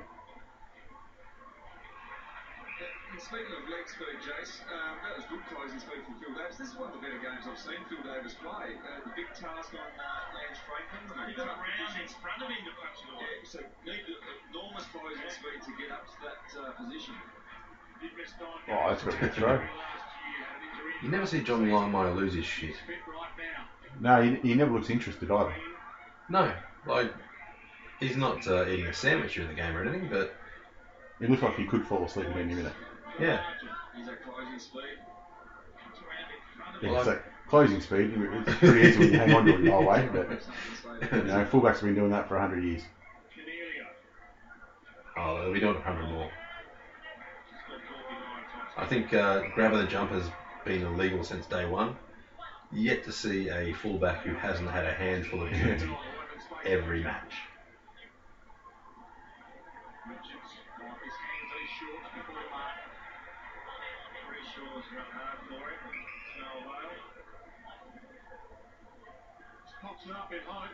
Yeah, there you go. Oh, kick there. Yeah, kick to a pack. See somebody take a screamer. Oh, it's great for the game. Oh, well. That was almost intentional. Oh, he's dropped the sitter. Oh. I probably wouldn't have kicked it forward that way, but especially not with Buddy Franklin. That's alright. Look at that. Oh, head arm triangle. He's paid it. Really? Well, I guess he did nothing to try and get rid of it, considering Well, an it's stuck next to AFL his player ear. laying on top of him. Stuck next to his ear, his arm's trapped. It is that stupid, isn't it? If they mime and make it look like, oh, I'm trying to do something, then they go, yeah, that's enough. Yeah, I think a lot of it comes down to, Common sense. well, umpires not being long-time players. Well, there's a couple out there. Maybe not tonight, but there's a couple that have used to play. They tend to be favourite umpires amongst the players too. Well, yeah, the same as with most sports. Like in cricket, Rifle being a test umpire, he has a bit more respect because he's done everything, and he was pretty decent with the bouncer too. Wouldn't you love to see Mitchell Johnson umpiring? Who'd appeal more, the bowler or him? Mitch, yeah, I gotta say, there'd be no left armers that would miss out on an LBW, there's no doubt. Ball's halfway down the pitch, he's been given already. And probably given a send-off.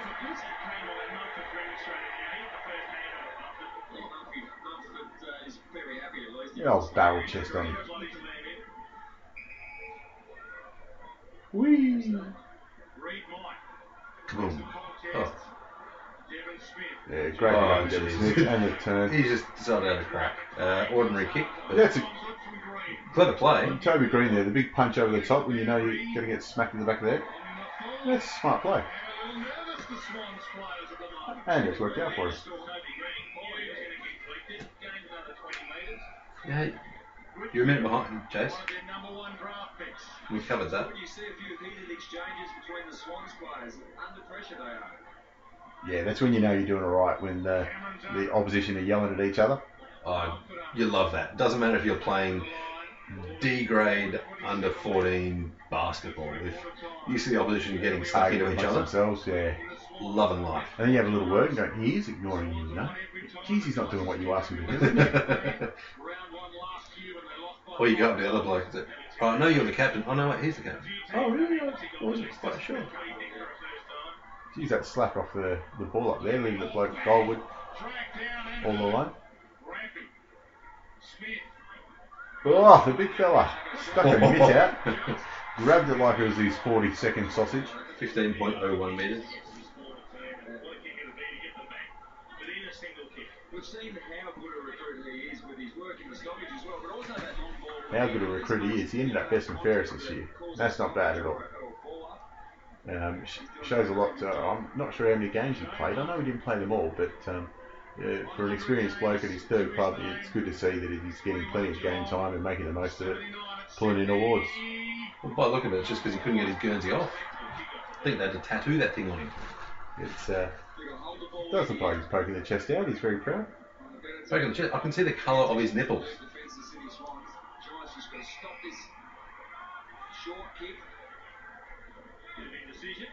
Look at that, forcing him to kick it to a contest. You've got to be happy with that.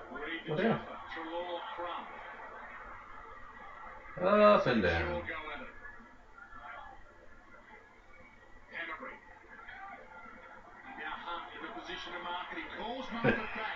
Yeah, well done. That's No, one of the skills that back in. One of the skills that you don't get an idea of from home is how well the players talk to each other. And protecting them from behind there. Absolutely, like Hunt letting him know that he's fine, lets the player get the ball and go with it. And it's just something you can't gauge from the outside until you're on the field.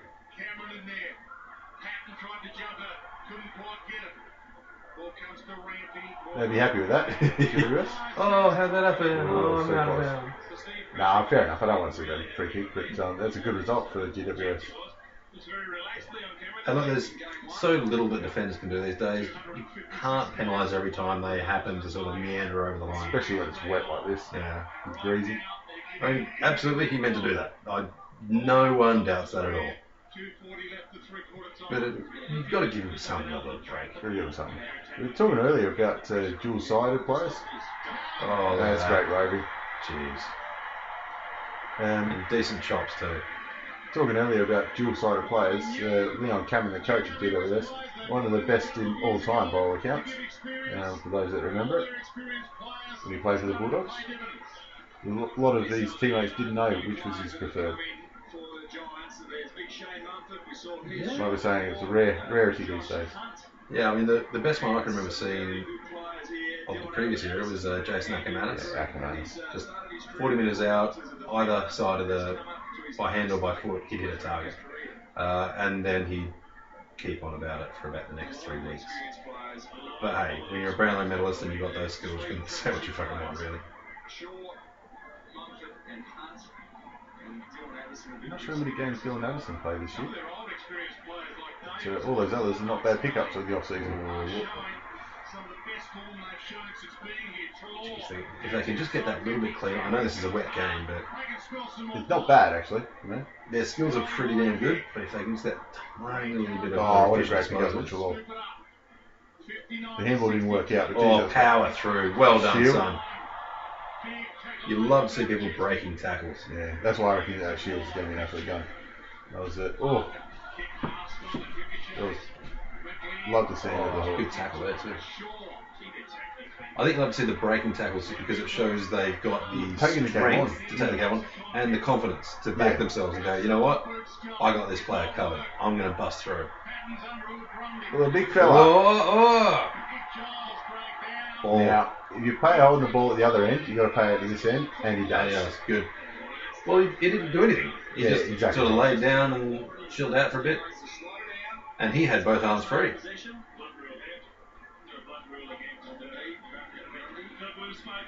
Can't see it. I reckon the umpires should just have a bunch of band-aids on them. Blood rule, alright, sticky, bang. Even better if they're like the SpongeBob ones or something. Could have gone a dast joke there. Yes. You just like if you just throw your hips up and down a bit and hump the turf, you tend to get away with it. In rugby league. In AFL too, yeah. They count that as making an attempt. No, if it's an attempt to impregnate the grass or an attempt to disposal, but either way, I don't seem to like it. They appreciate it a bit better than Eddie had, just because it aerates the soil levels. Oh, well done. Both players showed good And character. that's it. Another great tackle. Oh, here we go. This is where they get a little hungry. Right. Oh, good spot there. Oh, well, See, good option. Beautiful wet weather. Oh, good option. Poorly executed. It's gone over the fence. The idea was right, it just happened to be in the wrong direction. I'll blame the camera angle on that one. Yeah, totally. We need spider cam. And that was one of the things that's hurt them in the last 2 years is deep forward, they've been getting scored against. Yeah, another player who can do it. Oh, Season the way through. Yeah, keep 1 on 2. That's great. Jump on him. Yeah. Don't let him have a thing. Done well. That's all right. Take that. It's getting chippier by the minute out there. And the umpire wanted to blow the whistle quick before something really blew up. 30 seconds left. Giles not too Just a bit of push and shove. Nothing's blowing out there. Isn't that funny? There's $1 million a year player for both sides out there. Yeah. And the fans are getting into it. I know which one I'd rather have. And you've got maybe a 200 grand player looking to knock out either one of them. They would have trained scenarios like this.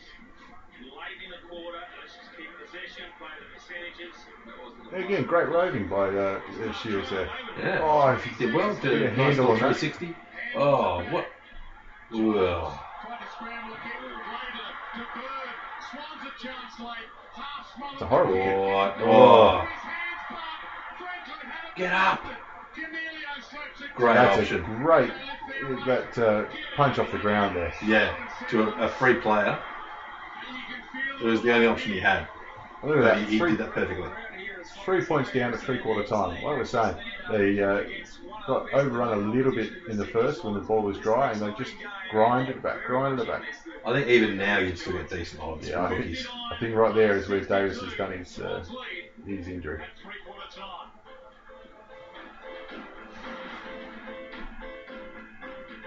He'd be feeling it there in more ways than one, not just the bad injury, but being so close at three-quarter time and then getting a bad one like that.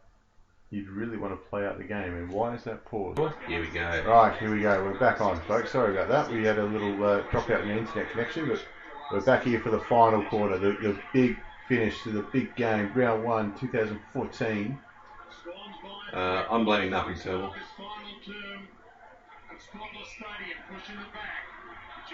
You can feel it in the crowd, actually, can't you? They're like, this one's on now. We've actually got a chance.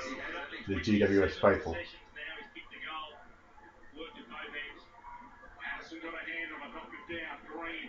Oh, Sure, geez, he's been quiet the last 2 quarters, hasn't he?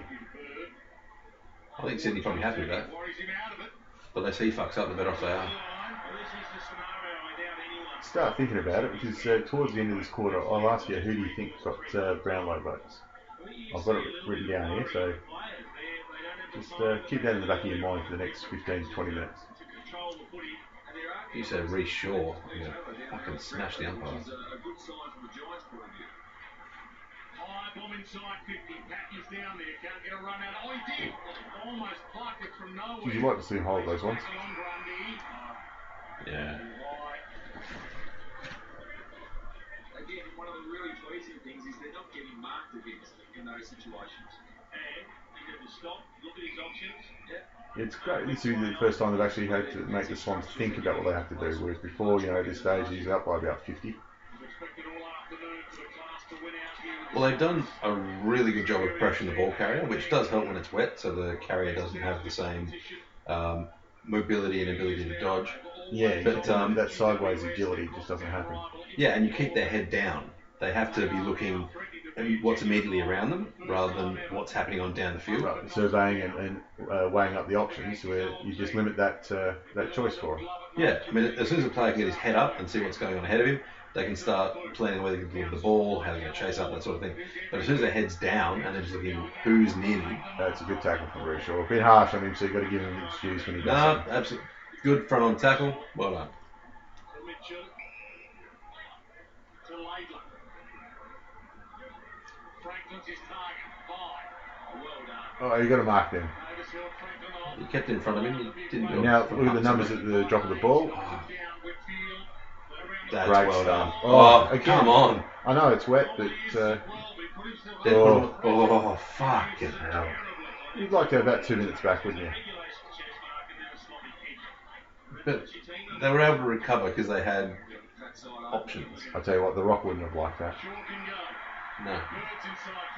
Shaw can go. He's used to hearing that. Usually it's Shaw can fuck off, but I'll tell you what, that's not a bad effort. Oh, get fucked. Josh Hunt's got a low run there. He just zoned off. Yeah, exactly right. Being a little bit lazy there, Josh Hunt. Just, oh, let's go out, let it go. Actually, nearly got punished with a goal. Oof. He's gone long. He should be doing that every I'm time. going to say, anytime Hunt has a kick in and it doesn't easily clear the 50-metre line, he should get docked his match payment. Buddy's going to claim this. But at least he didn't try and hold on to it. Oh, you're not worthy of being a full forward if you're not trying to grab every free kick around you, no matter who it's for. That's good contesting on the ground for the big fella. Both of them. I tell you what, you've just had a shocker. Oh, that would have been great to go through for him there. Last quarter we talked about the outs for GWS. They're into this year. Now Ryan Griffin we've spoken about. As far as I'm concerned, he's still in his prime. He's 28 or 29 years old, so you're going to get a good couple of years out of him. But like you said, the value with the Bulldogs paying part of his wage, you can't argue with that. They give up Tom Boyd for him, which we'll find out in 10 years if that's a good choice or not. But for the now, the kind of player they need. Quality with somebody who's quality with the ball in hand. I think Buddy made it a little better than it actually was, but look, that's what's going to happen. On a wet day, the fullback's going to give away a kick every now and then. Yeah, and well, yeah, it's a free kick every day of the week. But yeah, he certainly made it worth it. Arms around him. Buddy did lean back and fall on him, but yeah, once you wrap both arms around him, you can see it from a mile they away. do tend to notice that bit. And Franklin's a quality player and also knows how to play to a free kick as well, which every forward does. Yeah, but he does it so often. He's a bit like Jack Rewalt in that respect, that when it is an actual free kick, he's probably always has that in the back of his mind. The frustrating thing is too, Buddy doesn't need to. He's good enough to beat one-on-one pretty much any backman in the game. You saw it in the grand final. He had a great grand final. The number of times he took the big one-on-one contested mark, against quality opposition. Crazy. It shows that when he's on, he can't be stopped. No, which is why they double team him so much, and you have to, or you just manhandle him if you're capable of it. This is what I like Hampton. There's a crack. Oh, unlucky. So Ryan Griffin, another experienced player they bring in. What do you make of Joel Patfull? Good for GWS? We'll see. I'll wait until round 3 before making that judgment. Like you said, he's a dual best and fairest. He's getting towards the tail end of his career, and Brisbane did the right thing by him. He said he wanted to go and retire in Sydney with a family, so they orchestrated a trade for him down there. It was a pretty messy trade from memory, wasn't it? No, Joel Patfull went straight through. He was a clean cut one. They were doing the right thing by him. Oh, they had to do that 3-way. He wasn't involved in the Beans trade. Could have been, but I think it was a draft pick or something, and they got on-traded. Okay, it always gets messy around trade time. they all blend into each other. Yeah, and someone depends on something else, and something gets passed on to someone, and it'd be interesting to see what happens on trade day. Like, how do they set it up? Do the list managers all go into one room, or is it kind of like a school dance where everyone's kind of hanging out in the corners, and then they jump in, and someone asks someone, "Oh, do you have a Boyd?" And you say, "Go fish," or... Well, I mean, it depends on which club too, because some of them take it as, let's throw everything on the table, and if there's a good offer there, then we'll take it. And I know North do that. They go, "All right, it's free. Yep. All right. Him. One, Like him, two of them. Done. See ya." But no, Patfield left Brisbane on good terms. They were happy to fulfil his wish to get to New South Wales, where he wants to retire. So fair enough.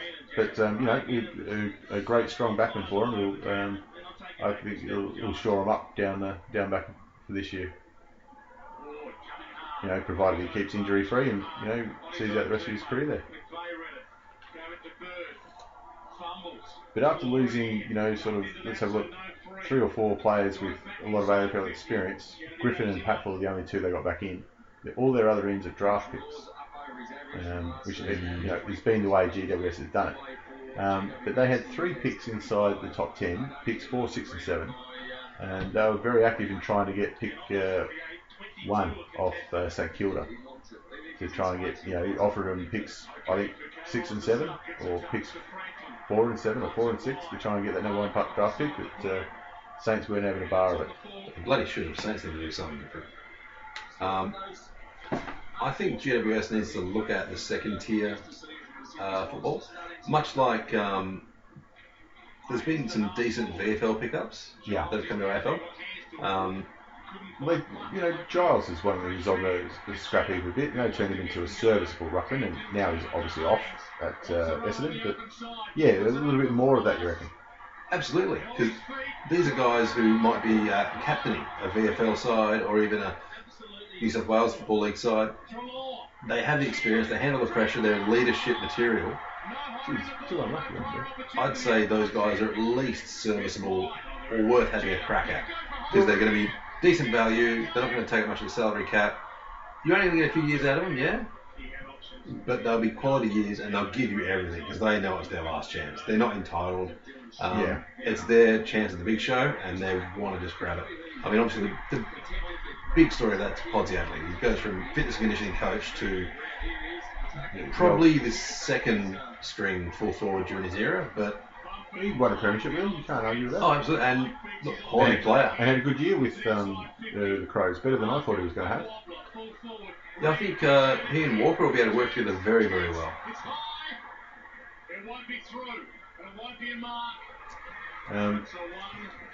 So anyway, back to the GWS draft picks. I had a look at who they used their 3 top 10 picks. They got Jared Pickett, who's from the Waffle. So they've stuck with your theory there and gone for someone who's playing well in state leagues. Yeah, get a couple more.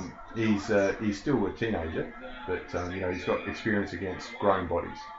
I think that's a big point too. A lot of the guys coming through the rookie system, they're just not used to the playing against men. Yeah. And the chasm between state league and AFL is chasm. Big.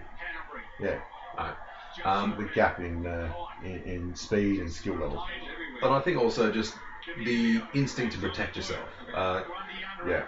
When you're playing against fully grown men, and they will try you out. Anyone who thinks the young lads get cut some slack, nah, you don't. If you're crossing that line, you're an AFL player. You have a fair crack.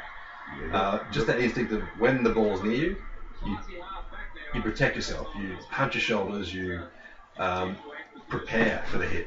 I think a lot of the guys coming through from the junior levels either aren't used to doing that, or they're used to doing that when the guy hitting them is maybe 60, 70 kilos rather than 100 kilos coming at them 100%. It's not just when they've got the ball too. It's you see it all the time when you go to watch the game. You don't see it as much on TV. So when you go to watch the game, if somebody's running off, they're always getting bumped. If somebody runs past you, you bump them. There's always contact constantly throughout the day, and it just wears them down. I mean, the most famous one of that would be the Nick Rebold incident a few years ago when he had a busted shoulder, and his running back position, and they gave him a couple of bumps to test him out. Yeah, that was the Scott brothers, but that was slightly illegal. No, his running back position. I reckon that's not. No, but it's been not moral. It's been made illegal now, though. If there's somebody with a known injury and and that's been the argument. If he's staying out on the ground, then it's not an injury, is it? But they're saying if you target, like if someone's got it, Stevie Baker did it to Johnson when Johnson had dodgy fingers. He started punching him in the hand. Yeah, that's just so. Yeah, they've made that illegal now. But I thought the most dire example of it was Jack Watts in his first game against Collingwood. He touched the ball out in the Mendes side wing. As soon as he picked it up, he had Shane O'Brien and 2 others bury him into the ground. And you could just feel the heart of Melbourne go down with that tackle there. But and Jared Pickett, I read up on him today. They said he plays the Brad Hill type of role. Brad Hill type of player. He's worked hard on his endurance running. He's always had the speed and the flair, but he's not a bad pickup. He was the bolter during draft week with all the testing. Next is Caleb Marchback. That's bad. Played in the TAC this year. They said a Sam Reed. Is that some shocking kicks, mate? A Ben Reed type of player. Thanks for listening, Josh. In that case, you've had a great game. Top marks, mate. Yeah, so Caleb Marchback, a Ben Reed type of player. So a tall, running halfback, not bad, from the TAC. And Paul Ahern, another midfielder with great disposal skills. So they're picks 4, 6 and 7. But what I think's interesting about them is Pickett's from WA, Marchback from Victoria, Ahern from Victoria. So they're talking, they're worried about keeping their big draft picks. Now, there's not many New South Welshmen in the draft, but they're picking guys from everywhere. Now, and they've got academy picks as well, which they'll hopefully try and hold on to because they're locals. But that's one of the harder things that Port Adelaide and Fremantle don't have to contend with as much. They've got a bigger local area to pick from. Or a richer local area. Honestly, I blame New South Wales development for that because they focused on Sydney so heavily. They've missed out on a lot of the rural areas where some decent talented AFL players have come from. I mean, especially you think Wagga's been an absolute Paul goldmine. Kelly, Carey, Longmire, Mooney, I think even. I wouldn't put him quite in the same class as. I'll put him on half Longmire. The Danahers, even though that's a generation ago. You'd have them in your team. Yeah. I can't imagine any sane person wouldn't have Carey in their team, and they happened to be playing in that team and were married. But and Kelly, player of generation. Yeah. I used to love watching Paul Kelly play. Endless guts and not pretty much that on it. And courage to stick with the mullet for so damn long. And liked his singing too. He had some good songs. I think he's an ambassador for GWS now, isn't he? Or a development coach of some description? I don't care what he is. Keep him around there. Yeah, exactly. It's just one of those people you want to keep around. He's never going to be the guy doing all your marketing. Geez, that's a great grab. I'm glad they paid that. Kelly will never be a face you have for marketing, but if you can create a perfect player for the heart and soul of a team, he would be it. Good punch.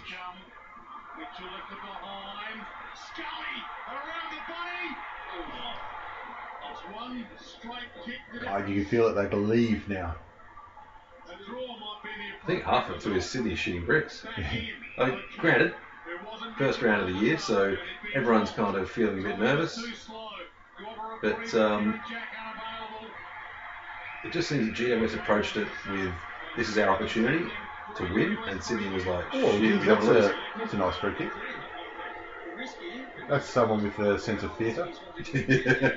From Yankee. It is funny how the umpires do get caught up in the match as well. And absolutely they do. There's so much more riding on a free kick with 5 minutes to go and a goal in it than there is during the regular match.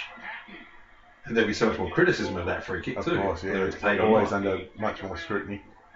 And no matter if it's completely justified, if it decides the match, there's going to be at least 50%. Oh, you're going to get fucked up. You're going to be seeing it replayed all week.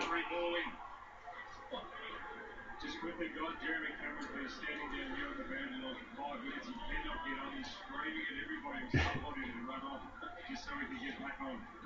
Williams for GWS, he'll be fresh. For a second, it was like 2 number 18s. I'm just thinking the same thing. That'd be a great tactic. completely legal, but. Jeez, that's right. Ganelio.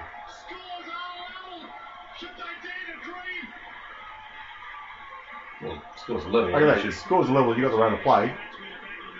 Reckon you'd be feeling pretty good. I think you're allowed to think you can win from here. You're allowed that liberty. If you don't, you're fucked. Yeah, we're level. 8 minutes left, but I'm pretty sure we're fucked. I think you know who's the sub if that happens.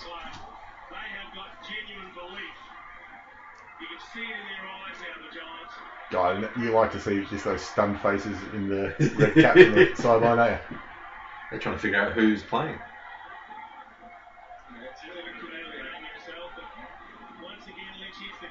Send it to.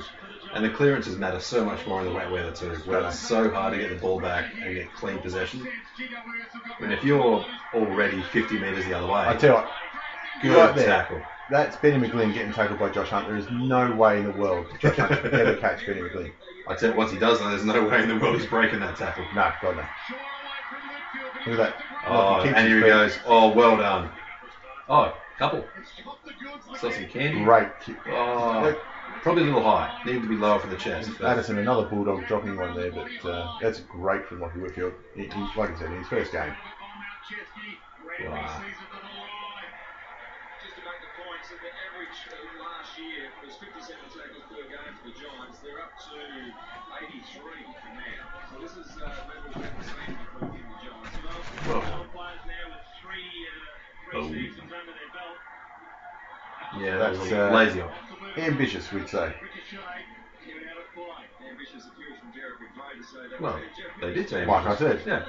I swear I haven't seen it. I didn't watch this match and I haven't watched it before this either. I did like how at the start you had a caveat that he'd never seen a game end to end Yeah. at GWS. Which is actually incorrect, so I had seen one, but I've never seen them live. Here you go. Oh. Whoop. Actually, the one I saw, I think, was when Hawthorn won by 160. So, The thing I do love about the oval ball is that you can never 100% predict what it's going to do. Generally, the third bounce pops up. Sometimes it stays flat and goes low. So it really rewards people that just take the ball on and try and get it before the bounce, rather than hanging back and letting it roll like you sort of just said. Well done. spectacular spoil there. Even though it's touched. Yeah, bit of a jump spoil if you will. Oh, that's a veteran getting away with the one there. Well, two hands fair at the back. I mean, Oh, that's a great pickup. well done, son. Oh, get around him, boys.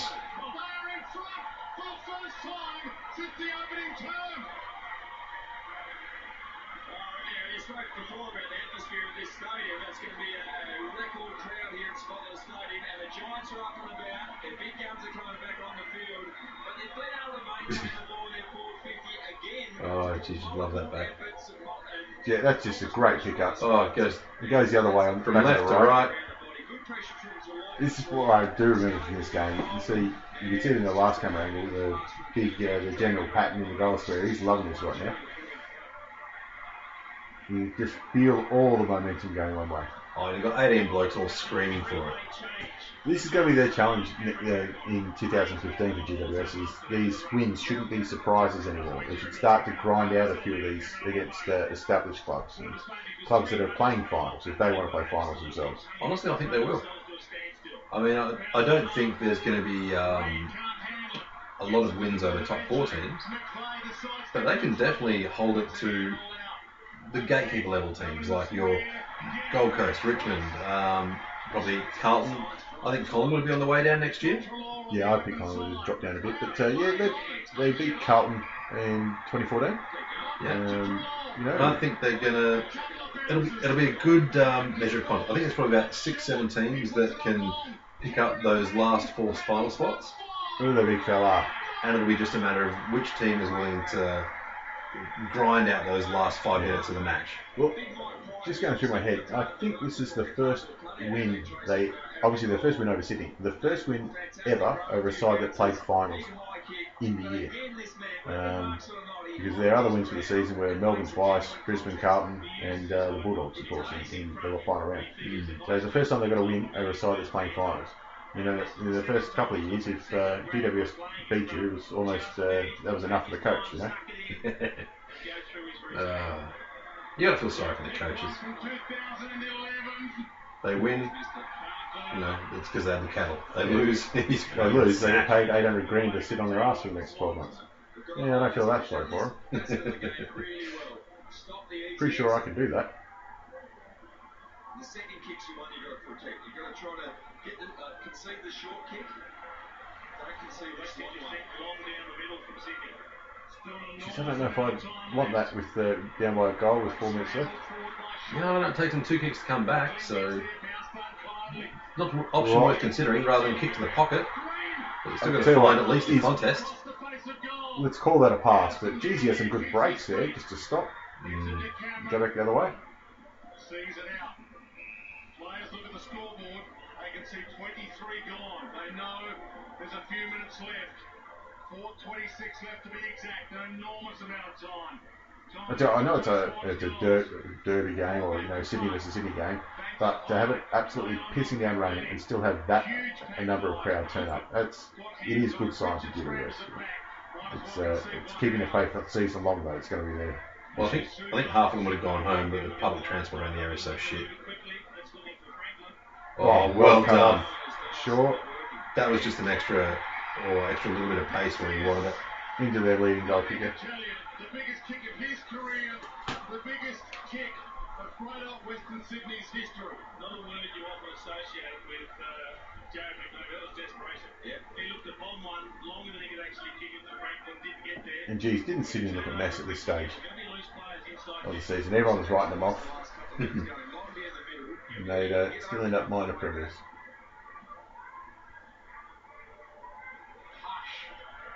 Did they go out in straight sets? Sydney? Yeah. No, they're playing in the grand final. Still 3 minutes 20 left.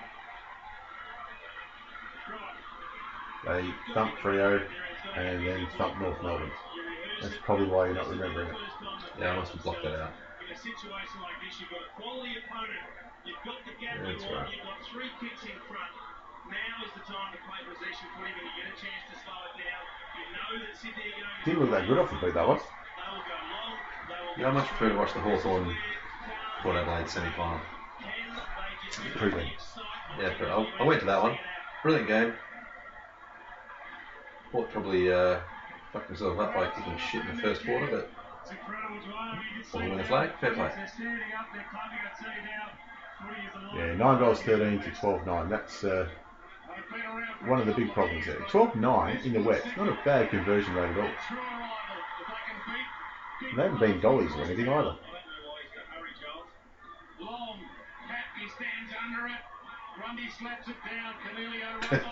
Nice dive roll. Yeah. It was quite dramatic. 3 minutes left. Some interpretive dance coming on the field. 3 minutes left. Well, I guess with the pressure and everything, you got to do what you can to release the tension. Oh, protect yourself. That's why they do dive rolls. Then you got some air on there. That was the funny thing. Boom. Oh, couldn't get the clear possession. Look, oh, look, there you go. He knew it as soon as he kicked it too. He was off. It's like the Brad Haddon 6 the other day. Gets up to the pitch, gets a mouthful, next ball, fucking back over the head. Fire and forget. Turns his back on Virat Kohli, and he knew that was an offence. That's the same one there. He's got this. Got the lucky bang, and he's off. Possession, bang, he knows. Look at this. Boom, I got this one, motherfuckers. Cop that. I'm going to go as far as to say the best number 48 in the game.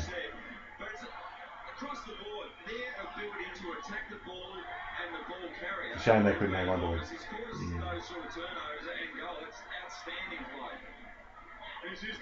Yeah, 20 points up. I think there's 2 minutes left if the time clock comes back up.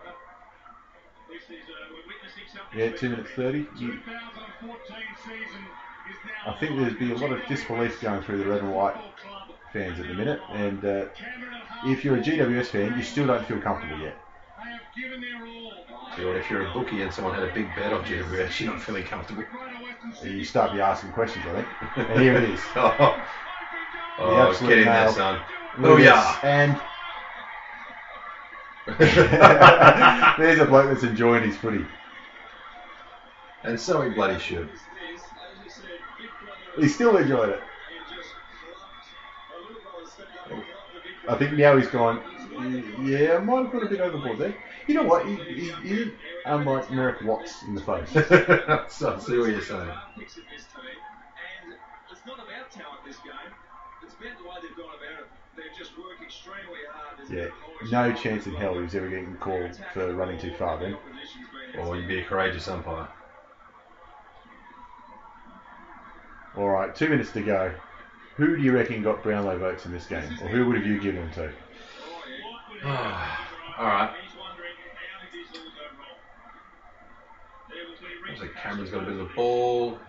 Kicked a couple of nice goals. Yeah. Mumford did okay. Yeah, Shane Mumford, 3 votes. Beauty. I couldn't quite squeeze Patton in, I don't reckon.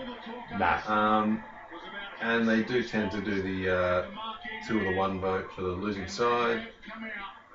If you say sure. No chance in hell. He went missing for 2.5 quarters. So fucking ridiculous.